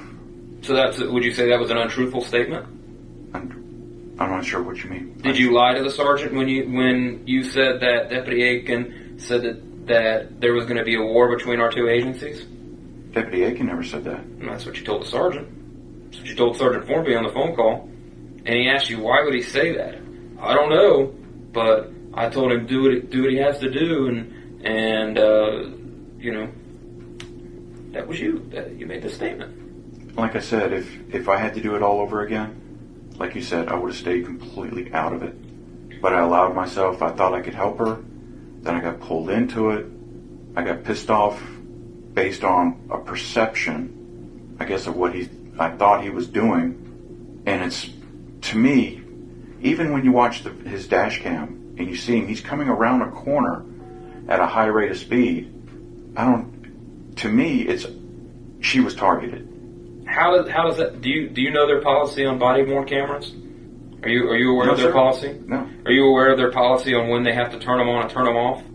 No, sir. Okay. So is it plausible that maybe his body worn camera is off, and that as soon as he sees her commit the violation, because he's clearly trying to catch up with her, he turns it on? Well, even in a body camera, you see him. He's coming around a corner. Right. So I'm not sure how he could have seen a stop sign a quarter of a mile away through a series of houses. It might not have happened there. You understand what I'm saying? The time it takes for him to see that, put the car in gear, try to catch up with her, turn on the body cam. The body cam might have a delay or something when he goes to turn it on. Boom. You can cover a quarter mile pretty quick. And if you hear him, you hear the engine, okay? The engine's revving, so he's having to speed up to catch up to her. Yes, sir, as he's coming around the corner. Right. So more than likely, if your wife's traveling, and if she doesn't come to a complete stop, or she's going at a higher rate of speed, he's at a complete stop, it's going to take him a while to catch up. That's why the engine's revving. But see, sir, what I'm getting at is, you're tearing apart a traffic stop that you've never done. You've never done one. Absolutely. You've never done one. I can tell you I've done a few. Detective Shea's done a few. And that scenario right there is entirely plausible, because it takes a minute for your brain to recognize it, to act upon it, and start putting things into motion in order to affect that traffic stop. See, if I understand what you're saying completely, but you don't know the makeup of our neighborhood. It's impossible. I mean, I understand what you're saying. He was sitting in his place. He sees it. But you don't know where he was sitting. You're going based off your wife. I'm going based off what I saw on the camera. Right. But you don't know what happened before the camera went on. And the camera are mounted on their epaulets, on their shoulder. So it's not directly facing that. You realize that, right? The body camera's on his shoulder. Actually, that's a great question here I have for you. When did you realize the body camera was on? Or when did you realize he had a body camera? I didn't even see a body camera. All I know is that there's... So it wasn't until the end where you pointed at his body camera and said, we're going to subpoena that. Is that when you realized he had a body camera? I said you were going to subpoena that? Oh, yeah, you did. Yeah, you did.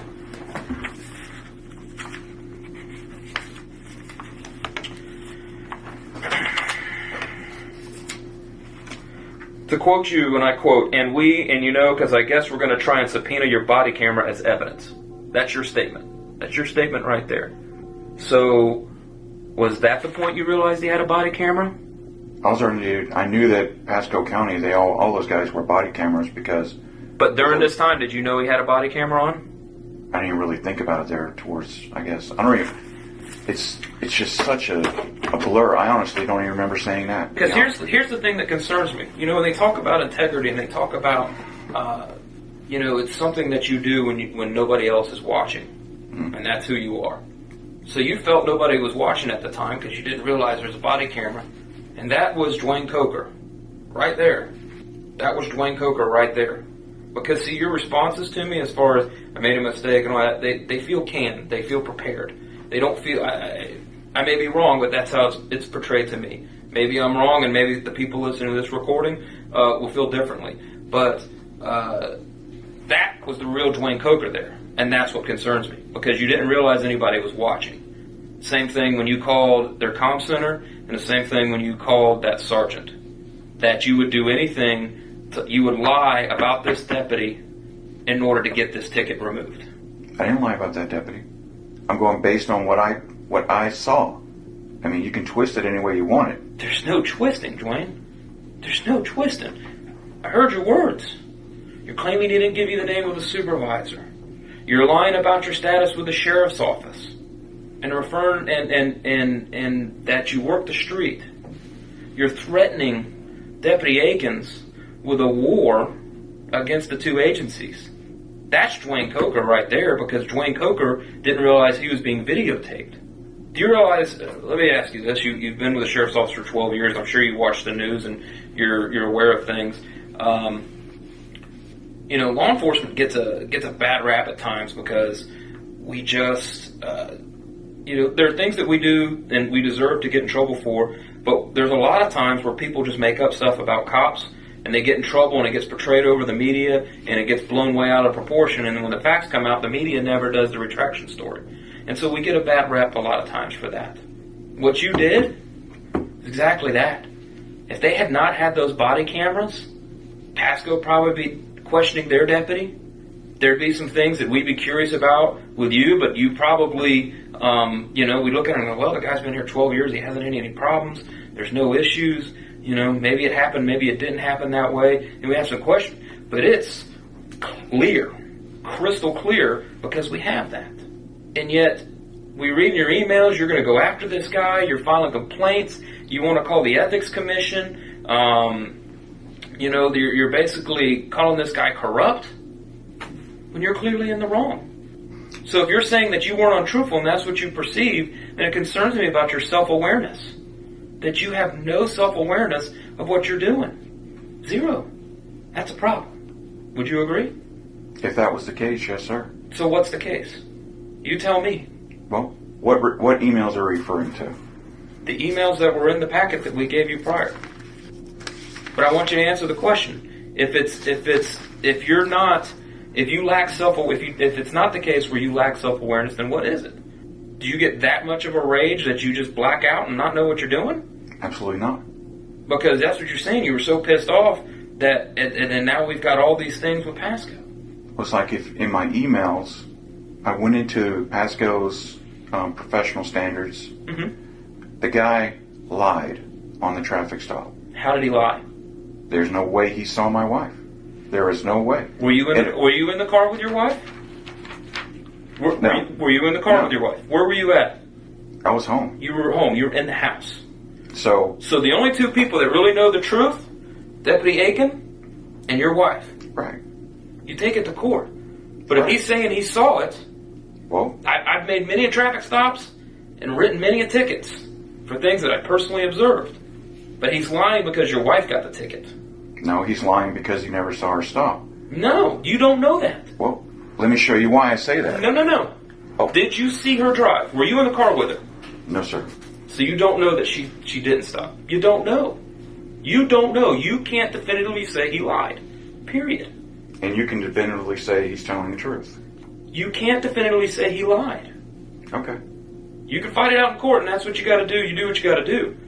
But let's move on. At this point, I think we've gotten across, and I just don't think you understand the severity of this. But I absolutely understand the severity of it. But you're also saying too, in my opinion, you're telling me that if I feel like she was stopped illegally, I'm not allowed to look up information to defend ourselves. You can look up information all you want and take it to court. That's why I sent her that email. Okay. Because based on the Pasco County... No, you're filing a complaint. But here's the problem. When you call Pasco County Sheriff's Office and you complain on him, you better have your facts right. And you didn't have your facts right. You lied. Yes, you did. Do you work on the street? Do you work on the street? No, sir. Okay. Have you done traffic stops? No, sir. Okay. Have you been asked by the Florida Highway Patrol for professional courtesy? No, sur. Okay. Have you ever written a POP ticket? No, sir. What is a POP ticket? Pissed off police. Okay. Who told you that? I can't remember exactly where I heard it, but it's common knowledge. Okay. So you've never worked the street. You have no knowledge of how traffic stop works. You have no knowledge of traffic law. But yet you lied and told him that. You lied and you told him that Deputy Akins was an ass. He was an ass. But he wasn't. We've all watched this video. Let me tell you, we'd be in good shape if that's the way deputies acted on the street, because he was very professional with you, very calm, and I went above and beyond to treat you respectfully. But we're going to move on. So I'm not allowed to reply? You will in a minute. When I'm done, I'll give you an opportunity to talk about whatever you want to talk about. So let's talk about your emails. November 4th, 2016, you write to Corporal Ramos, R-A-M-O-S. I was dealing with an idiot and I did not hear you on the radio. Sorry about that. I can almost promise you will have an unhappy F-tard come up to you when you are here today complain. What does F-tard mean? Fucktard. Okay. What does that mean? Like, just an idiot. I mean, I'm not sure how to break it down. All right. So, did you get Corporal Ramos' response when he said, remember, emails are public record, refrain from using terms like that? Yes, sir. Did you continue to use that term? In talking to Corporal Ramos? Just anyone. I think I might have said it in an email to my wife, but I'm not sure. You've sent in multiple emails. Here's one March 29th of 2017. Warrant on F-tard still in effect. Let's see here. That's her ex-husband up in Citrus County that is currently... Okay. $22,000 behind Is your on email child support. is your email still public record? Yes, sir. Is that an offensive term that your corporal told you to stop using? Yeah, he advised that I not use that term. Yes, sir. Okay. And you used it again? Yes, sir. Okay. Sorry, I have to get a verbal response to the record to pick it up. So, how about this? Your wife asked you, are you still the Tard Whisperer? Is that a thing that you refer to yourself? Because you write, you bet. So, do you refer to yourself as the Tard Whisperer? Please tell me what that means.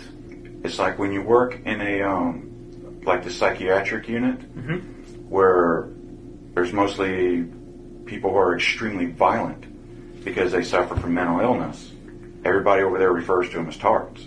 Tard Whisperer is meant, like for instance, if you have one that's violent and no one can speak to him and reach this guy, Tard Whisperers are the ones that can actually go up, get him settled down, have him listen to counseling, and avoid any more issues, such as flooding, breaking sprinkler heads, destroying property. Do you feel that's appropriate? To refer to him as that way? As a Tard? Yes. Do you feel that's appropriate? No, sir. I would never refer to him as a Tard, like to their face or something. So. But why not? Because, like you said, it is. I admit it is an offensive. I don't want to hear what I said. I want to hear how you feel. Do you feel that's offensive? Yes, sir. I do feel like, but it's the language that we use in the jail. So that makes it okay? No, sir. I never said that. Well, I asked you, and you said, well, that's the language you use in the jail. So if that's the language you use in the jail, does that make it okay? No, sir. Okay. So, but you continue to use it. Here's an email from September of 17. Effing Tard spit toothpaste on me and desk.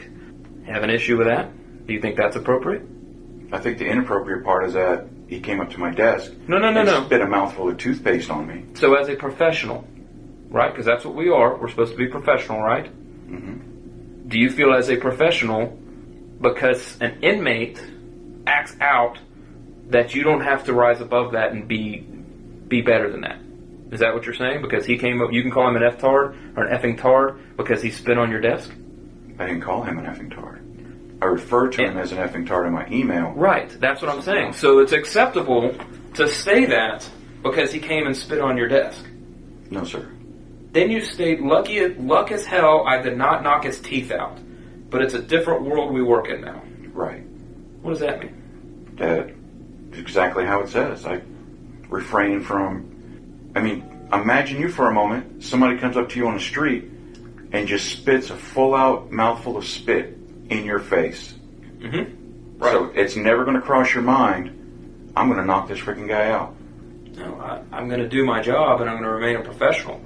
So it never crosses your mind if someone spits a mouthful of toothpaste in your face. Oh, people get angry. Don't get me wrong. But you're going to put that in an email? You're going to write that in an email. That's what I should have done. I should have knocked his teeth out. But it's a different world we work in now. But I didn't. I refrained from doing it. Right. But it's a different world we work in now. So what changed? Because it's obviously clear that you would have done that, but something changed. So what changed? Just the fact that I restrained myself. I didn't do it. But that's not how it's portrayed on here. But it's a different world we work in now. So something changed, or else you would have done it. I mean, it's a modern era. We don't live and work in the, I guess, like the 1700s. I mean, I don't know. Let me ask you this: you know emails are public record, right? Yes, sir. And that the media could come in at any time and do a public records request, and I want to see all of Deputy Dewayne Coker's emails, right? You know they can do that and make a public records request and get those, right? No, sir, I didn't know that. Well, Corporal Ramos told you. Corporal Ramos said emails are public record. Remember that from 2016? Yes, sir. Okay. So fast forward. We know that you've known that since at least 2016. And you continue to still use that term. You make statements of, I should have knocked his teeth out. That goes out, the media gets that, and they put that on blast. They put this out. Look what Deputy Coker said. What's the public perception now of the Hillsborough County Sheriff's Office and Deputy Coker? Yes, sir, I do see your point of view. Well, I don't. What's the perception? Tell me, how does the public perceive us? I think you can perceive it in two different ways. I think one side of the perception could be... How do you really feel the public perceives that? Like I was saying, I think you can perceive that in two different ways. You can have one perception of, oh my God, if he would have spit in my face, I would have knocked him out. And then you have the other side go, well, if he spit in my face, I think it's pretty cool that he didn't knock him out. Really? That's what you get out of that. But I think it's, I mean, if someone spits in your face, I don't understand how... Let me stop you. I'm asking you, if that went public, you refer to this guy as an effing tard, and you should have used excessive force against this guy. That's what you just said. That's what you just said in that email. Because per our use of force policy, if you'd have knocked his teeth out, that's no good at that point, right? You can't do it. It'd be excessive or unnecessary force. So your reaction wouldn't have matched up. And then you refer to him as an effing tard. So you're telling me that if that went out and the media put that on blast, you would either be revered for your severe restraint, or people would have been like, no, I'd have knocked his teeth out. That's what you get out of it. You don't feel that it would have brought any negative light to our agency. Yes, sir, I do think it would have brought negative light, because just the use of language was, I agree with you, is inappropriate. And we continue to use that term again and again and again and again. Which causes concern is, how are you talking to people in the jail? Once again, integrity. How you were looked at when nobody else is looking. What are you doing when nobody else is looking? We saw how you act with Pasco. We see what's going on emails that you didn't realize that people can monitor. So what are you doing by yourself in the jail? That's a concern for me. How are you reacting? At one point you said, I feel cowardly for splitting his face open. That was another time where you referred to somebody as that. I feel cowardly for I don't understand what you mean. You wrote in an email that you felt cowardly for not splitting a guy's face open. Just goes on and on. I mean, what did he do to me? Does it matter? Absolutely it matters. So you can tell me you're working on the street and someone takes a cup of urine and throws it in your face. It's not going to cross your mind? No. I'm asking. What I'm asking you is, do you feel that's appropriate to put in an email? No, sir. It's not appropriate to put in an email. People are going to get angry when stuff like that happens. I get it. But these are the statements that you're making. But these are emails back and forth. That are public record. Yes, sir. I didn't stop to think about that. I thought it was just emails back and forth to friends that I work with. I'm not really going to touch too much on this whole neighborhood dispute because, quite frankly, that's your personal life. But I'm going to tell you, you're held as a deputy sheriff, whether you work in the jail or the street, to a higher standard. Mm-hmm. You understand that, right? Yes, sir. And the way you act and the way you are perceived reflects on us. Yes, sir. All right? Because I got to tell you, Pasco County takes that body cam video and they put it on their social media site and go, look at this guy. Look at this lady. Look how they acted. She drops a racial slur. This guy says he's a deputy. He's going to wage war on our other deputies and go from that. Does that affect just you and your wife? No, sir. That affects me. That affects him. That affects everybody here at the Hillsborough County Sheriff's Office. Everybody. I don't think you realize you made our entire agency look bad with Pasco. You made us look horrible. And quite frankly, I was embarrassed when I saw that. I wasn't even there, and I felt the need to apologize to those guys for your actions that day. Do you understand the severity of that? Yes, sir. Deputy Coker, I can't tell you how to live your personal life. It's not my business, and it's not my place. But I would ask that when you're out there in your neighborhood and you're dealing with your neighbors, because it's clearly there's some animosity between all of you, sir, you've got to get some things back in order. Because right now, the perception out there is that, great, we have a deputy down the street, and they just do whatever they want. And that's a reflection on all of us. If you're Dewayne Coker, a private citizen and not associated with the sheriff's office, hey, look, if you don't get along with your neighbors, whatever, man. But at this point, the two have crossed into each other. And your personal life has bled over into your professional life. And you have to be very careful on how you act when people know that you are a deputy sheriff. Would you agree with that? Yes, sir. Okay.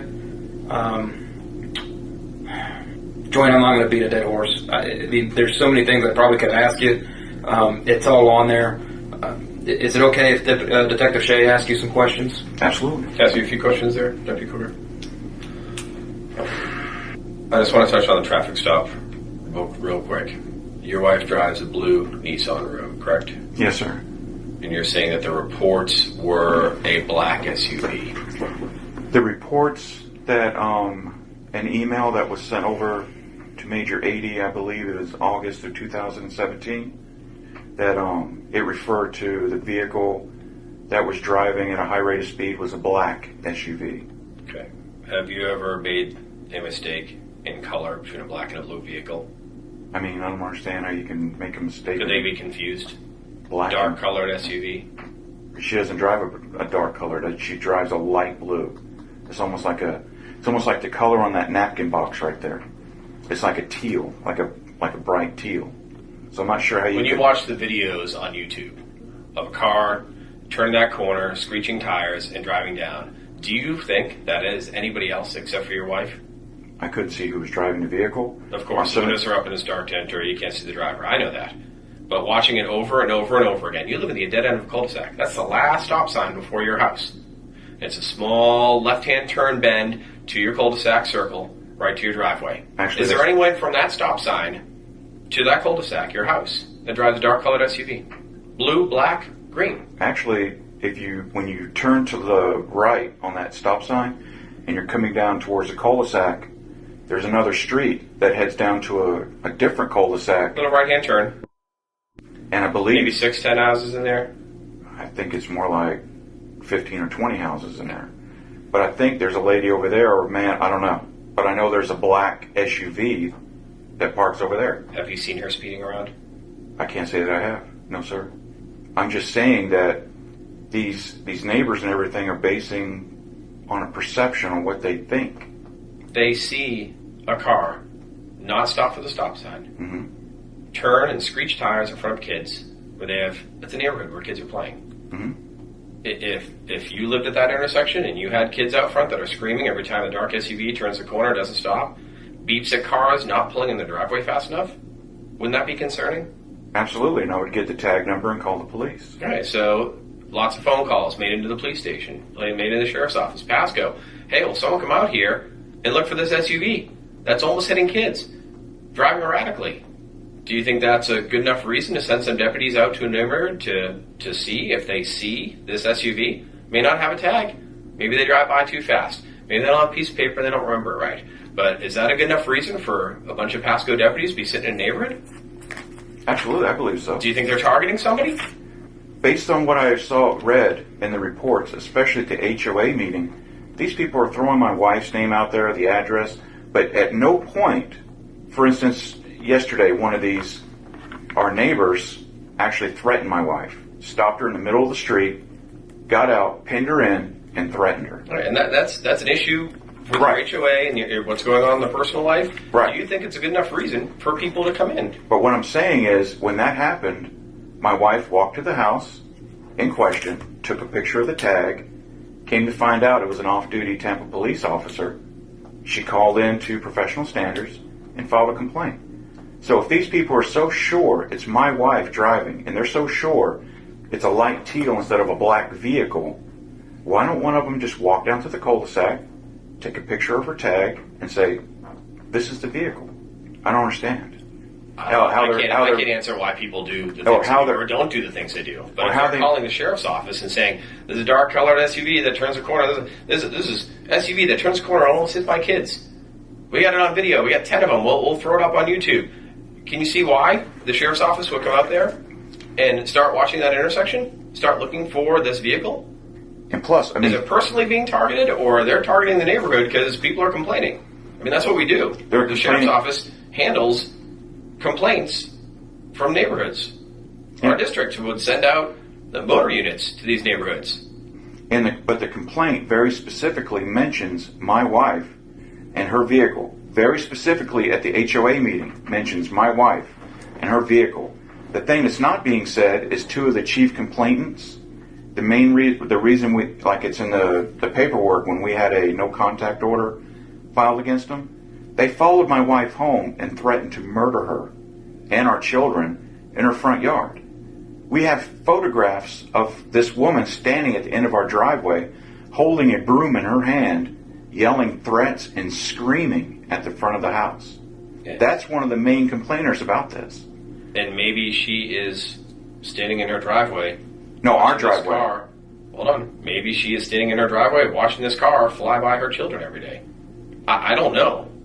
I don't know where the complaints come from, but looking at it from the sheriff's office standpoint for Pasco, isn't that a good enough reason to send some deputies in there to start looking for vehicles? Maybe issue some tickets? Maybe slow down some people? Yeah, I saw in the paperwork it looks like several tickets were issued. Okay, so they're doing their That's job. great. That's a good thing. But I'm just letting you know that one of the chief complainers here actually threatened, and it went to the point where Pasco County, it went to their IA And department. that's nothing to do with this investigation. It's all here. The It's in the complaint- paperwork, and part of the paperwork I was told to review. In regards to why the sheriff's office is out there, you feel like you're being targeted. I feel like my wife is being targeted, not me. And the neighborhood is definitely under a closeful eye. Yes, sir. You said that on the call to the comm center, when you called to complain, the deputy was scary. What did he do to scare you?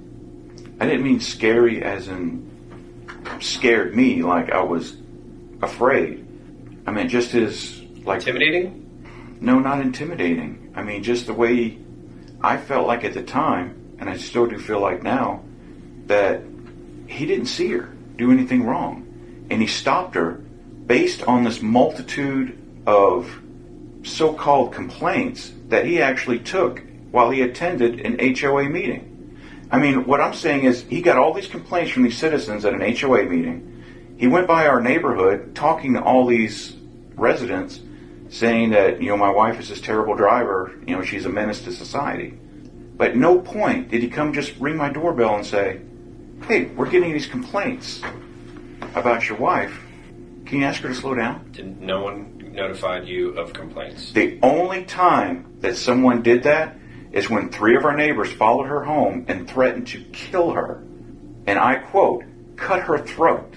That's the only time. And that's when we went to court, got the restraining order. There wasn't enough evidence to maintain a restraining order, because I guess under the state statute, to maintain a restraining order, you have to have 3 instances regarding the complainant or the recipient of the complaint. We had 2. So the deputy isn't scary, as you told the dispatcher. Not in a frightening way, no, sir. You're insinuating that you're stating he did not see her run a traffic stop. I don't believe so, no, sir. So he's a dirty cop. Just making it up. I mean, yes, if he's stopping someone based on something he did not see, but that's a case for traffic court and the attorney that we've hired and everything like that. That will come out later. And being out on the road in the past, and I understand that when anyone writes a citation, there's going to be the 2 sides of the story. Law enforcement is going to say, I witnessed you. You don't need the body camera footage or video. Can't videotape every intersection just to prove on film, because less and less is given to the truthfulness of the officer. You're fortunate that everything that happens in the jail is on video. It's black and white. You can watch it. But in the street, now because of body cameras you can see it, but it's the truthfulness of the officer who took an oath.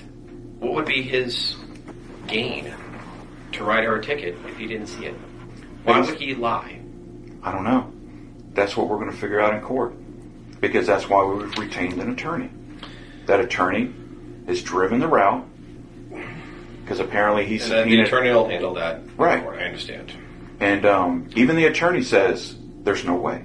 Okay. Unless he has x-ray vision, you could see. So I'm basing that opinion on the fact of what our attorney is telling us, what I saw in the video about him coming around the corner. I respect what you said, but if you would allow me to draw you a diagram of our neighborhood, I could even show you how he couldn't have seen it. No, He's basing his opinion on 3 pages of complaints from neighbors. How do you know that?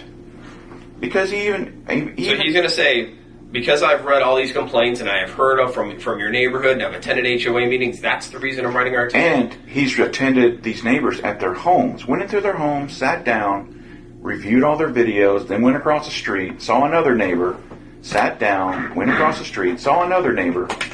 If he believed, all he had to do was come to us and say, are you speeding? And that'll be handled in court. Right. All that's going to be handled in court, and that's why it's handled in court. I mean, if when I have a question about the body camera, because you see it clearly, you see it on his shoulder. You say, "I guess we're going to subpoena the body camera." Right. For the video evidence. What are you thinking he's going to do? He's going to be surprised and be like, "Oh, this is all on camera? I'm going to do away with this ticket?" No. What did you expect him to do when you mentioned the body camera and mentioned professional courtesy and asking for professional courtesy for your wife? The professional courtesy part, like I said, if I had to do it over again, I would have never got involved. I completely agree with you there. It was a bad choice on my part to even get involved in this crap, which I should not have. It all sounds slightly threatening. Like, professional courtesy. Where's the professional courtesy? Oh, see, you're pointing at my wife. This is what it's all about? When it clearly wasn't. He's in the middle of a statement explaining to you and your wife, who doesn't want to hear anything except for, I'm taking it to court. And then when she walks away and makes her racial slur, in the middle of how he's explaining to you, who he doesn't have to explain anything to, he's already explained it to her, he's doing a courtesy to you, explaining to you the process. The reason why. We've gotten complaints. We've had a lot of cars in here. We've ticketed a lot of people. Racial slur out of the background. Things are disrupted for 2 seconds. And that's why. And he's not saying that's why to your wife. He's saying, let me finish my statement. And that's why I'm out here writing tickets. But you're so blinded by your wife's anger that, and then making him second guess himself. Oh, well, you get that body camera on, we're going to subpoena that. He knows that. He's a law enforcement officer. He does this all day long. I'm sorry for interrupting. Could I get just a cup of water or something like that? My throat is absolutely killing me. I really only have one more question, and then I'll end this. You mentioned in the email the warrant on the F-Tard is still active, correct? Yes, you said, who is that? That's my wife's ex-husband. You say it was a how did you know that it was still active? It's not the police. Because you can go into the Citrus County website. It's a public website. He seemed upset with my wife. You can go in and actually see there's a tab there. You click active warrants. Are you doing that at work? You can do it at home or at work, either one. Did you run it at work? Did I run it? Well, did you run your wife's ex-husband's on the Citrus County website while you're working or at home? Well, I looked it up on the computer while I was at work. Should you be looking up personal stuff on your computers while you're at work? Personal stuff. It's a public website. But it's not like it's a personal inquiry. I mean, that's your ex-wife, your wife's ex-husband. That's $22,000 behind on child support. Does she have access to her computer at home to be able to run that? Yes, sir. You didn't use any sheriff's office databases to run him? We can't run. I don't understand what you mean by run. Did you look up any information on your wife's ex-husband using sheriff's office equipment? No, sir. We can't look up individual's information. The only thing we can look at is, like, for instance, if you go into the Citrus County Sheriff's Office website. Again, I apologize. My throat is freaking dry. But you can go into the Citrus County's public website, and there's a tab there that's public information of saying active warrants. Okay. And his name was right at the top of the page. I don't have any other questions. I just got one final question for you, if that's okay. And then we'll be done. On the video during the traffic stop, reading straight from the transcription here, one statement you make, okay, we'll be sure to let my agency know that if we stop one of you guys, make sure you issue the ticket. And the next one is, I hope you know the next Pasco guy I stop, just to let you know. What did you mean by that? What was your intent of saying that? There wasn't really any intent behind it. It's just, I was just pissed off. And I said, and I let my mouth run away. I should not have done it. Let me stop you. I've heard that before. What I'm asking is, what was your intent in making that statement? Why did you say that? I guess I was just playing a game for tit for tat. And I was pissed. What were you hoping the outcome would be? I knew there wasn't going to be any outcome. I knew I wasn't getting out of it. It's just it was a tit for tat stupid thing I should have never said. But I said it, and I wish I could take it back, but I can't. Okay. Is there anything else that we haven't discussed that you would like to add? Now is your time. Can I just get a drink of water before I start adding stuff? Because my throat is falling apart. Sure. I'm just going to leave the recording on. Here's a bottle of water. Oh, thank you. Go ahead and make your statement about what you want to talk about. And do me a favor, keep it regarding to the investigation that we're talking about. If it gets to the fights with your neighbors and stuff, I may stop you, but its focus is in what we've discussed here today. Okay? Okay, so any of the stuff that regarding the neighbors that I had to review and that we've talked about, I can't try to rebut any of that, or I had that in there because that's some of the Pasco material, but I'm not concerned about. I'm not concerned about your wife's driving. I mainly focus on your actions during that day, your statements that you've made to Pasco County Sheriff's Office, and your emails. That's the crux of this. Okay, my emails, I completely agree with you. It's like it's emailing back and forth between friends at work. The language that was used, it's the language of the jail, but I'm not going to use that as an excuse because there is no excuse. And I accept full responsibility for that.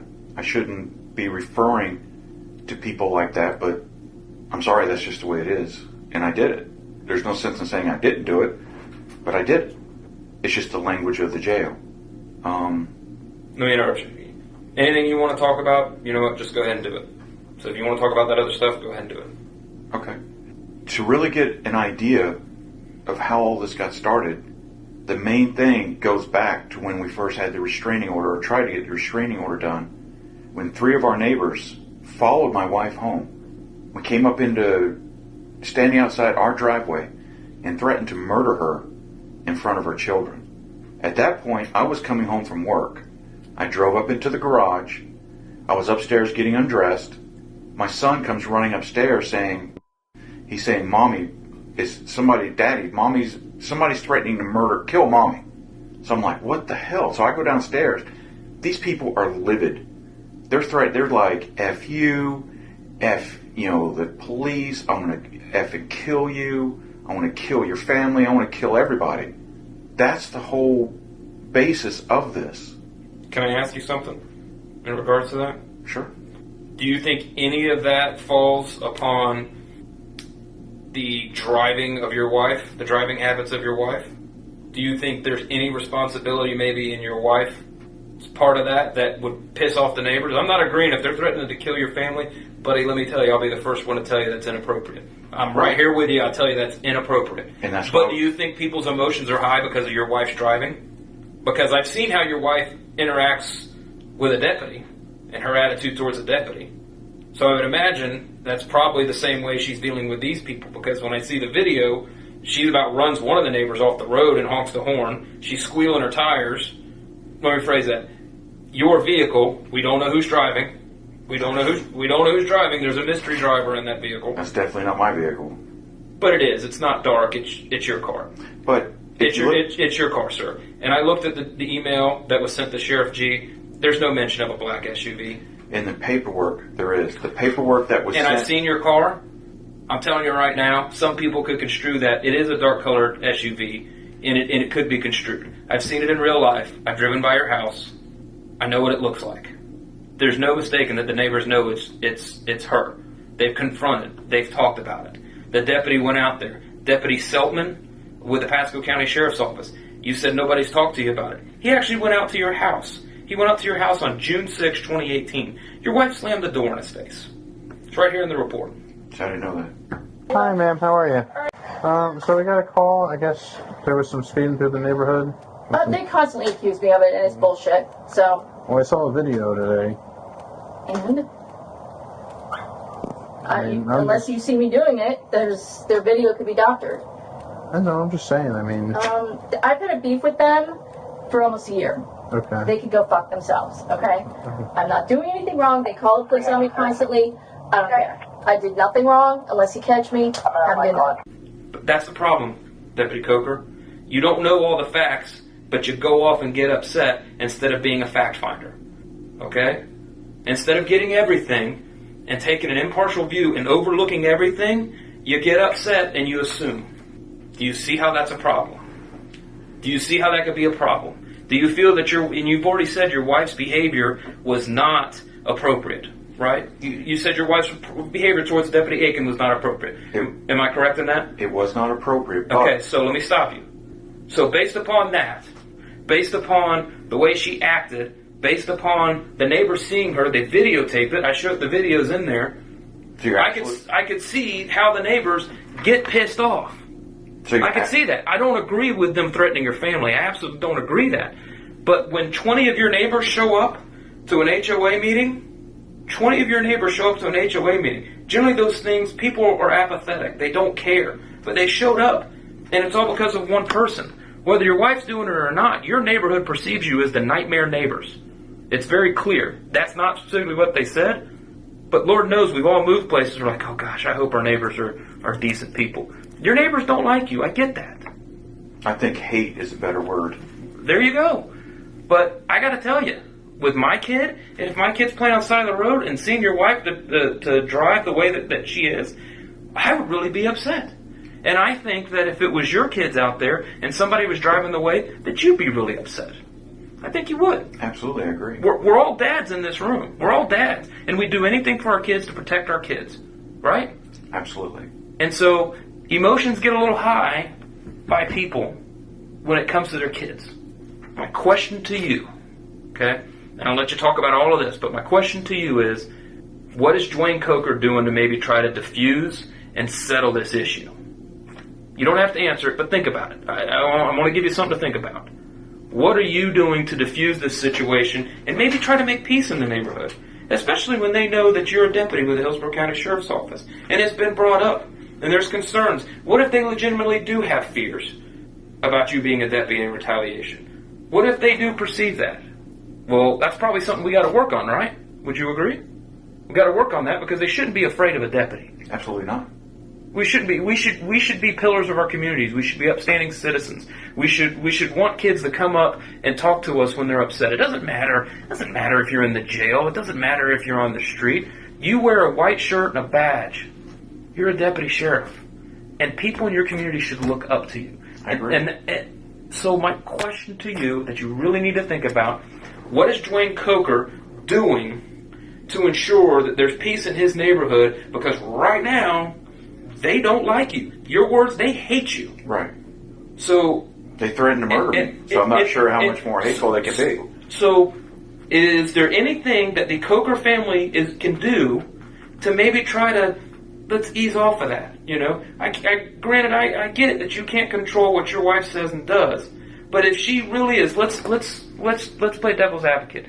Let's say that is her car. Let's say that is her driving that way. Maybe that's something we can improve on. If possible, maybe try talking to your wife. Maybe try making peace with the neighbors. Look, I'm sorry, we're frustrated. And instead of trying to threaten to kill each other and take each other to court and have a lynch mob against everybody in the neighborhood, maybe let's just kind of sit down, take a step back, take a deep breath, and let cooler heads prevail. That way nobody has neighbors that they hate. That way nobody's threatening to kill each other. But when we go tit for tat, that's when the problems start. Let's work it out. I'm sure you've had personal conflict with people, and that, you know what? We just got to talk this out, and things got better. You know, it may not be right away, but that's my point. Think about this. You don't have all the facts. You just said, I just talked to you about when Deputy Seltman came out.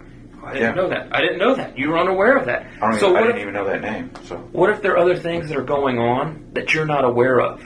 So all you see is this small view that your wife's telling you. Right? That your wife's telling you and you don't see all the facts. Think about that. What if you don't know all the facts, that you're only getting a minuscule part from your wife and that it's biased? Oh, I'm not doing anything. I'm not saying that your wife's lying to you, but she may not be disclosing everything to you, or you may be hearing alternative facts. So why don't we get big picture?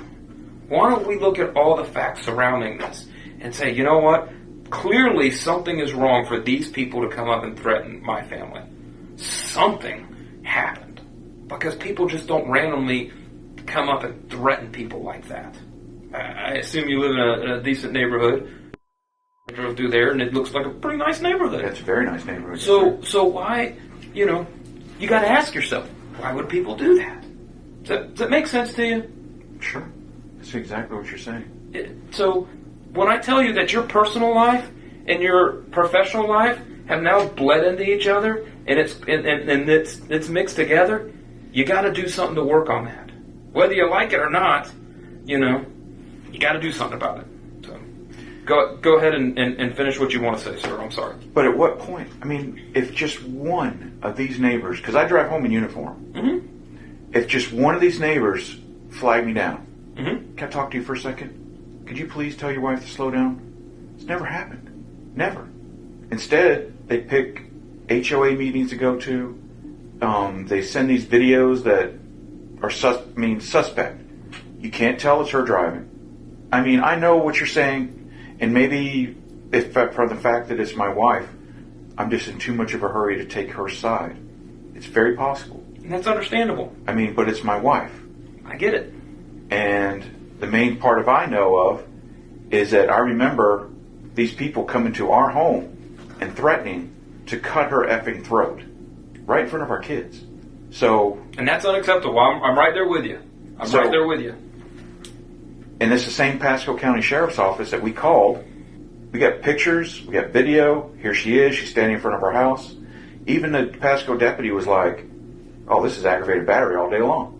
Nothing's done. Nothing. Threatening that is not aggravated battery, but I'm just telling you what I heard. I'm just telling you what I was told. But do you see how? Did you ever question on how it got to that point? Like, what happened prior? You ever question that? What if, devil's advocate, what if they went up and talked to your wife, and your wife just flat out laid into them? So they never talked to you, they talked to your wife, and hey, because if it's not you driving, and they see her driving, well, maybe they went up to you, or went up to her, and not you. You ever think of that? No, sir. So what if they did go up to your wife? And if your wife responded to them just like she did with that deputy, and it's continuous, are they going to come to you at that point, or are they just going to go, man, that lady is, we're not going to deal with her? Can you maybe see that scenario? I'm not saying that's what happened, but could you see that's a plausible scenario? I see that as a plausible scenario. And that's what I want you to start thinking about. Look, I get it, man. You're going to take your wife's side. You're going to take your... you want to believe your wife. You want to take everything she says as gospel. I get that. I respect that. Okay? But I think you need to be asking more questions. Because outside looking in, that we don't have these relationships. We're just two people right here looking at everything, big picture, outside looking in. I can tell you that this whole thing is probably over your wife's driving. Or whoever's driving that car. And so... they may be mean, nasty people. They may be people, if they threaten to kill your family, slit her throat, cut her in front of your kids. I got to tell you, that would piss me off beyond... I would be aggravated. And I got to tell you, as probably as a husband and as a father, I would be extremely upset, and I'm right there with you. So I'm not arguing with you that you shouldn't be upset that they said that. I firmly believe that you should be upset, and you're trying to protect your family and do right by your family. I get that, man. But you got to look at big picture and how did it get to that point? And that's what I'm trying to drive home with you. I completely see where you're coming from. It's like, because, I mean, there's something I feel like I have to say. It's when I first got here this morning, and I told you I've got that knot in my stomach. Yes, sir. And I'm puking and I can't sleep. It's because I am so torn. I mean, a part of me knows. I mean, I wish I could explain it better, but there's a part of me that knows that that phone call I made, I swear to God, I wish I never got involved. But I thought I was helping her. I thought that they were ganging up on her based on all this. I thought she was being ganged up on. She told me there's no way the guy saw her run anything. So I just saw it as just a bullying attempt. And I got involved in something and it just ran out of control. And that has caused the biggest knot in my freaking stomach. It's not the nervousness of sitting in front of you guys, because I'm going to sit here and tell the truth. It's that, because I did something that in my mind, I know it's wrong, and it's just eating me alive inside. And that's the God's honest truth, because I know what I did was wrong. But I can't not side with my wife. I've got to believe my wife. But I'm asking myself, did I believe her too much and get way in over my freaking head? Which absolutely I did, and it's eating me alive that I took it to a point where I never should have taken it. Dewayne, I told you earlier that I felt that you were giving me a canned response. That's the first time that I felt that that's a true emotional, heartfelt response. It's eating me alive. It is absolutely, that's what's eating me alive. And that's the truth. I don't doubt it. And I realize I probably just hung myself on tape saying that, but I can't walk out of here knowing that's it. That's what's causing the sleepless nights. That's what's causing the knot in my stomach. That's what caused me to throw up before I came over here. It's because I'm afraid of what I've done. I've done something, and I took it to a point where it never should have went. Yes, did I perceive some of the stuff that he was doing? It's all in perception. I get it. I didn't hear her say that. If she would have said that, I would have apologized instantly to that deputy for that kind of language, because absolutely no, that's beyond. But I mean, I have to side with my wife, but I look at this stuff and I look at that body camera, and then I hear this, what you were telling me about the other deputy coming to my home, and she slammed the door in his face. I didn't freaking know about that. I wish he would have waited outside my damn house and said, hey man, can I talk to you for a second? But it's like, so what do? Do I go to my wife and tell her, you need to freaking slow down? And then she's just going to look at me and go, you need to mind your own business. Or go, I don't know. I don't know. All I know is that day is eating me alive because I got involved in something I should have never got involved in. And then once I got involved in it, it ran out of control. It was like a runaway train. And I apologize, and I apologize, and I apologize. And I swear to God, if I could, I would allow you to cut off one of my freaking fingers, because I feel so horrible inside for the direction this went. Dewayne, I can't tell you what to do at home, man. I really can't. That's something between you and your wife, and I feel for you. And man, I would hope that I never have to be in your shoes. I hope that doesn't come across as bad, but I don't know what to tell you, man. That bell's been rung, and we can't unring it, and it's just what we do from this point on is how you're right. The bell can't be unrung. I accept full responsibility for my actions, and if I could redo it again, I would have just said, "This is on you," and I would have walked my ass back inside. But I didn't, and I ran off for some perceptions. I don't know. Dewayne, is there anything else that you want to discuss before we conclude this interview? No, sir. Not that I can think of. Not that we haven't already discussed, no, sir. Then I'll conclude this interview at 13:44 hours.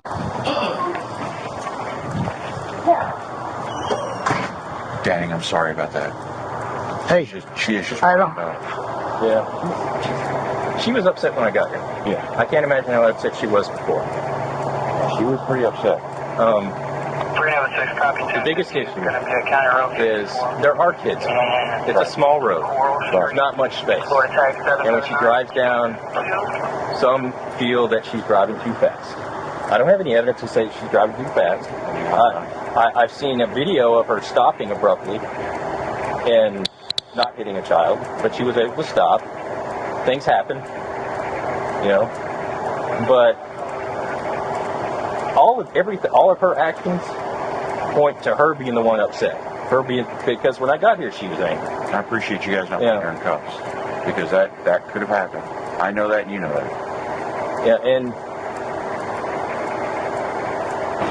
it just seems to me you're trying to keep the peace. I get it. Yeah. And there's nothing wrong with that. But basically, what's been happening for the last couple of months is I don't know if you're aware of it, but the neighbors are complaining that she's speeding up and down the road. And this is what I was asking you guys when I came in, because I knew it was we do this all the time, Yeah. It was leading to that. It's going to be that. We talked to 4 or 5 people that all tells us the same story. Now, when we talked to the other half, the people that made contact with you guys up front here, they came down to talk to you guys.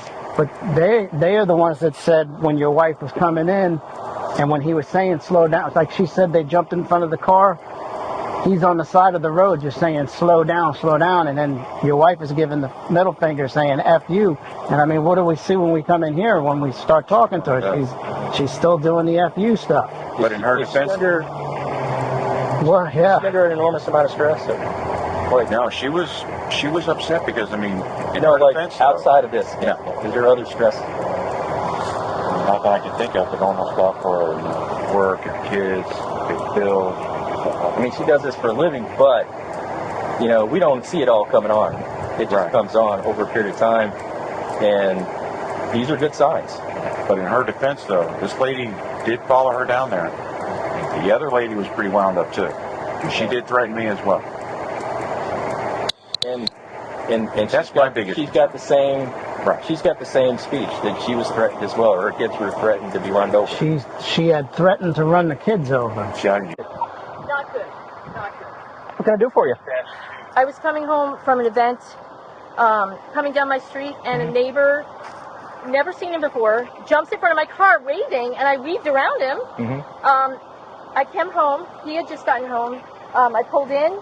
My dog squirted out the door, so I came out running. I wheeled my trash down, and him and his wife come running and accosted me. The wife threatened to kill me and had wielded a broom at me. She had a broom She above had a her. broom above her head, threatening to kill me. How far away was she from you? All right, about that close. Okay. Did so when she was holding it, like both hands above her head? Yes, both hands above her head. So I'm gonna fucking kill you. I want her arrested. The only thing I could think of. They are horrible. I hate to say, they're horrible parents. Suits playing in the street.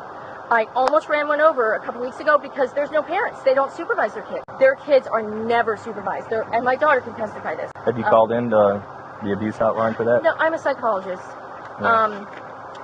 You know, it's like, what am I going to do? She had threatened to run the kids over. Shouting your name. And I mean, she's not telling you the whole. I don't think she's telling you the whole story. I mean, granted, I was upstairs when all this stuff broke loose.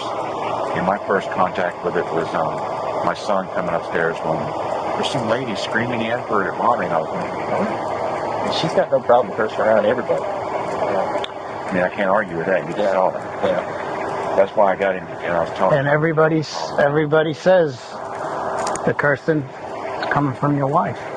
Everybody that we talked to today. And that's what I asked. You know, just, I mean. We're all on a stressful job. Maybe she's not really identifying that because this is what she does. Right. You know, doctors are the worst patients. You know? I'm not going to argue with you there. I'm not going to argue with you. You know? I mean, I would hate for something worse to happen. I agree with you. I agree with you 100%. You know, and she's not going to be receptive to me because I already lost my cool in there. But, well, I appreciate the fact that you kept your cool. Yeah. Because I don't know how it feels when you get somebody barking at you in the face. You're like, oh hell, I'm not going to yell at you. I mean, we spent nearly 3 hours. I know. And I appreciate all the effort you went into it. When I go back inside right now, I'm telling you, you could be in the back of that car. Very easy. You're barking at them like that. You were. I mean, you're out of control. Well, she's saying we're not doing anything. There is going to be a report written. I know. But I want y'all to explain that to her. But there is not going to be no arrest. It's an ongoing neighborhood dispute. The report number on it. So my main concern is when I'm not here, these people following you again. And this time, you know, vandalizing your car, vandalizing your house, you know, stuff like that. I really don't think that's going to happen. I mean, we talked to all these people.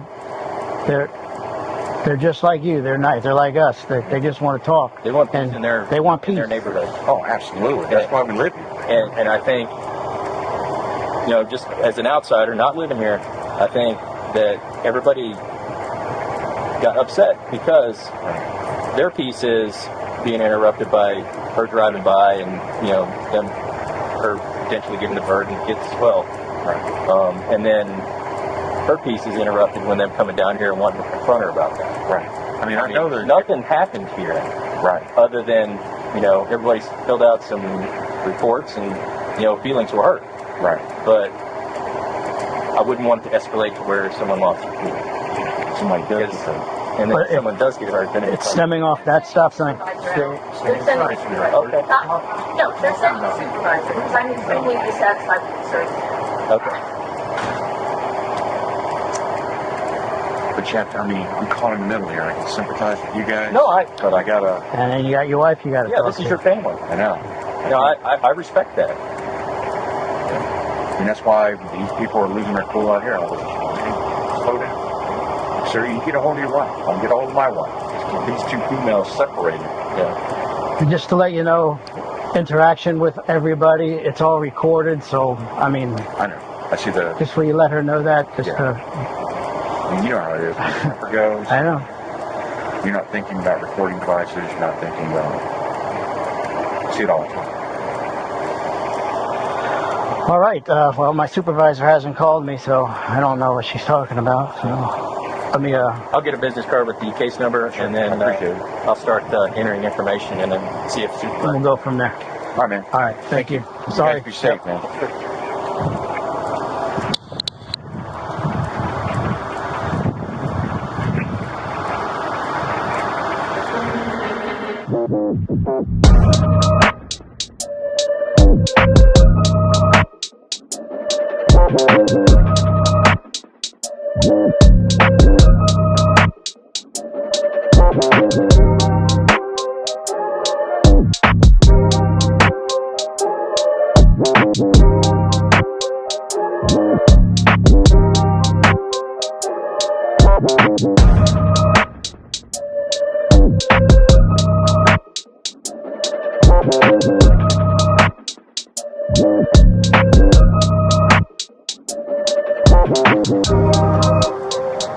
He's got a camera there, did you? We're talking out here, and I saw her here, and I never saw her with a broom above her head. I didn't see the guy either. I think the gentleman was shooing his wife into the house, and then the lady was yelling Guy at wearing them. white. Yeah, wearing white.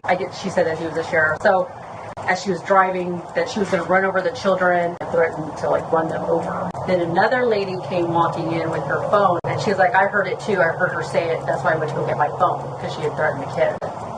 The mom, threatened them that she was going to run them over next time, because she said that she pulled back the car, then pulled front, and pulled back, that she was going to run them over. So just holding it. And Yeah, she wasn't going to swing at her. she didn't have it like she was getting ready to knock a baseball out. No, she was like, well, when I came out, she was actually outside of their driveway. With my investigation, I'll come back and let you know, okay? I mean, all right. Where do you work for? For Pasco? No, what do you do there? I'm a psychologist. Okay. So you work at the headquarters? No, at the jail. I work for Pasco and Hillsborough County. Okay. Sure, I work Falkenberg, Orient, and Lander Lakes Jail. All right, so you deal with a lot of inmates? Oh, yeah. Yeah. Don't expect the crazy in this neighborhood, but... Okay. Oh, I'm sure everybody here heard screaming, but I want her arrested if at all possible. I mean, she threatened to kill me, Tell me she's going to run my kids over, going to run me over, back up, run them over again.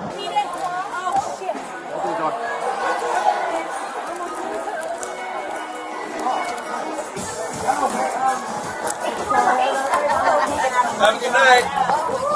I'm a doctor, and I will have a beautiful home and a beautiful everything. And you never will. I bet you live in a trailer. No, ma'am.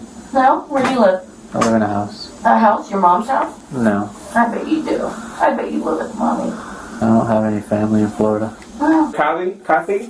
Dr. Coker. I'm sorry? I'm Dr. Coker. Okay. Okay, so here's what's gonna happen. You're gonna leave. You're gonna go to jail. Which one do you want it to be? I'll go to jail. You wanna go to jail? Yeah. We used to work at the jail.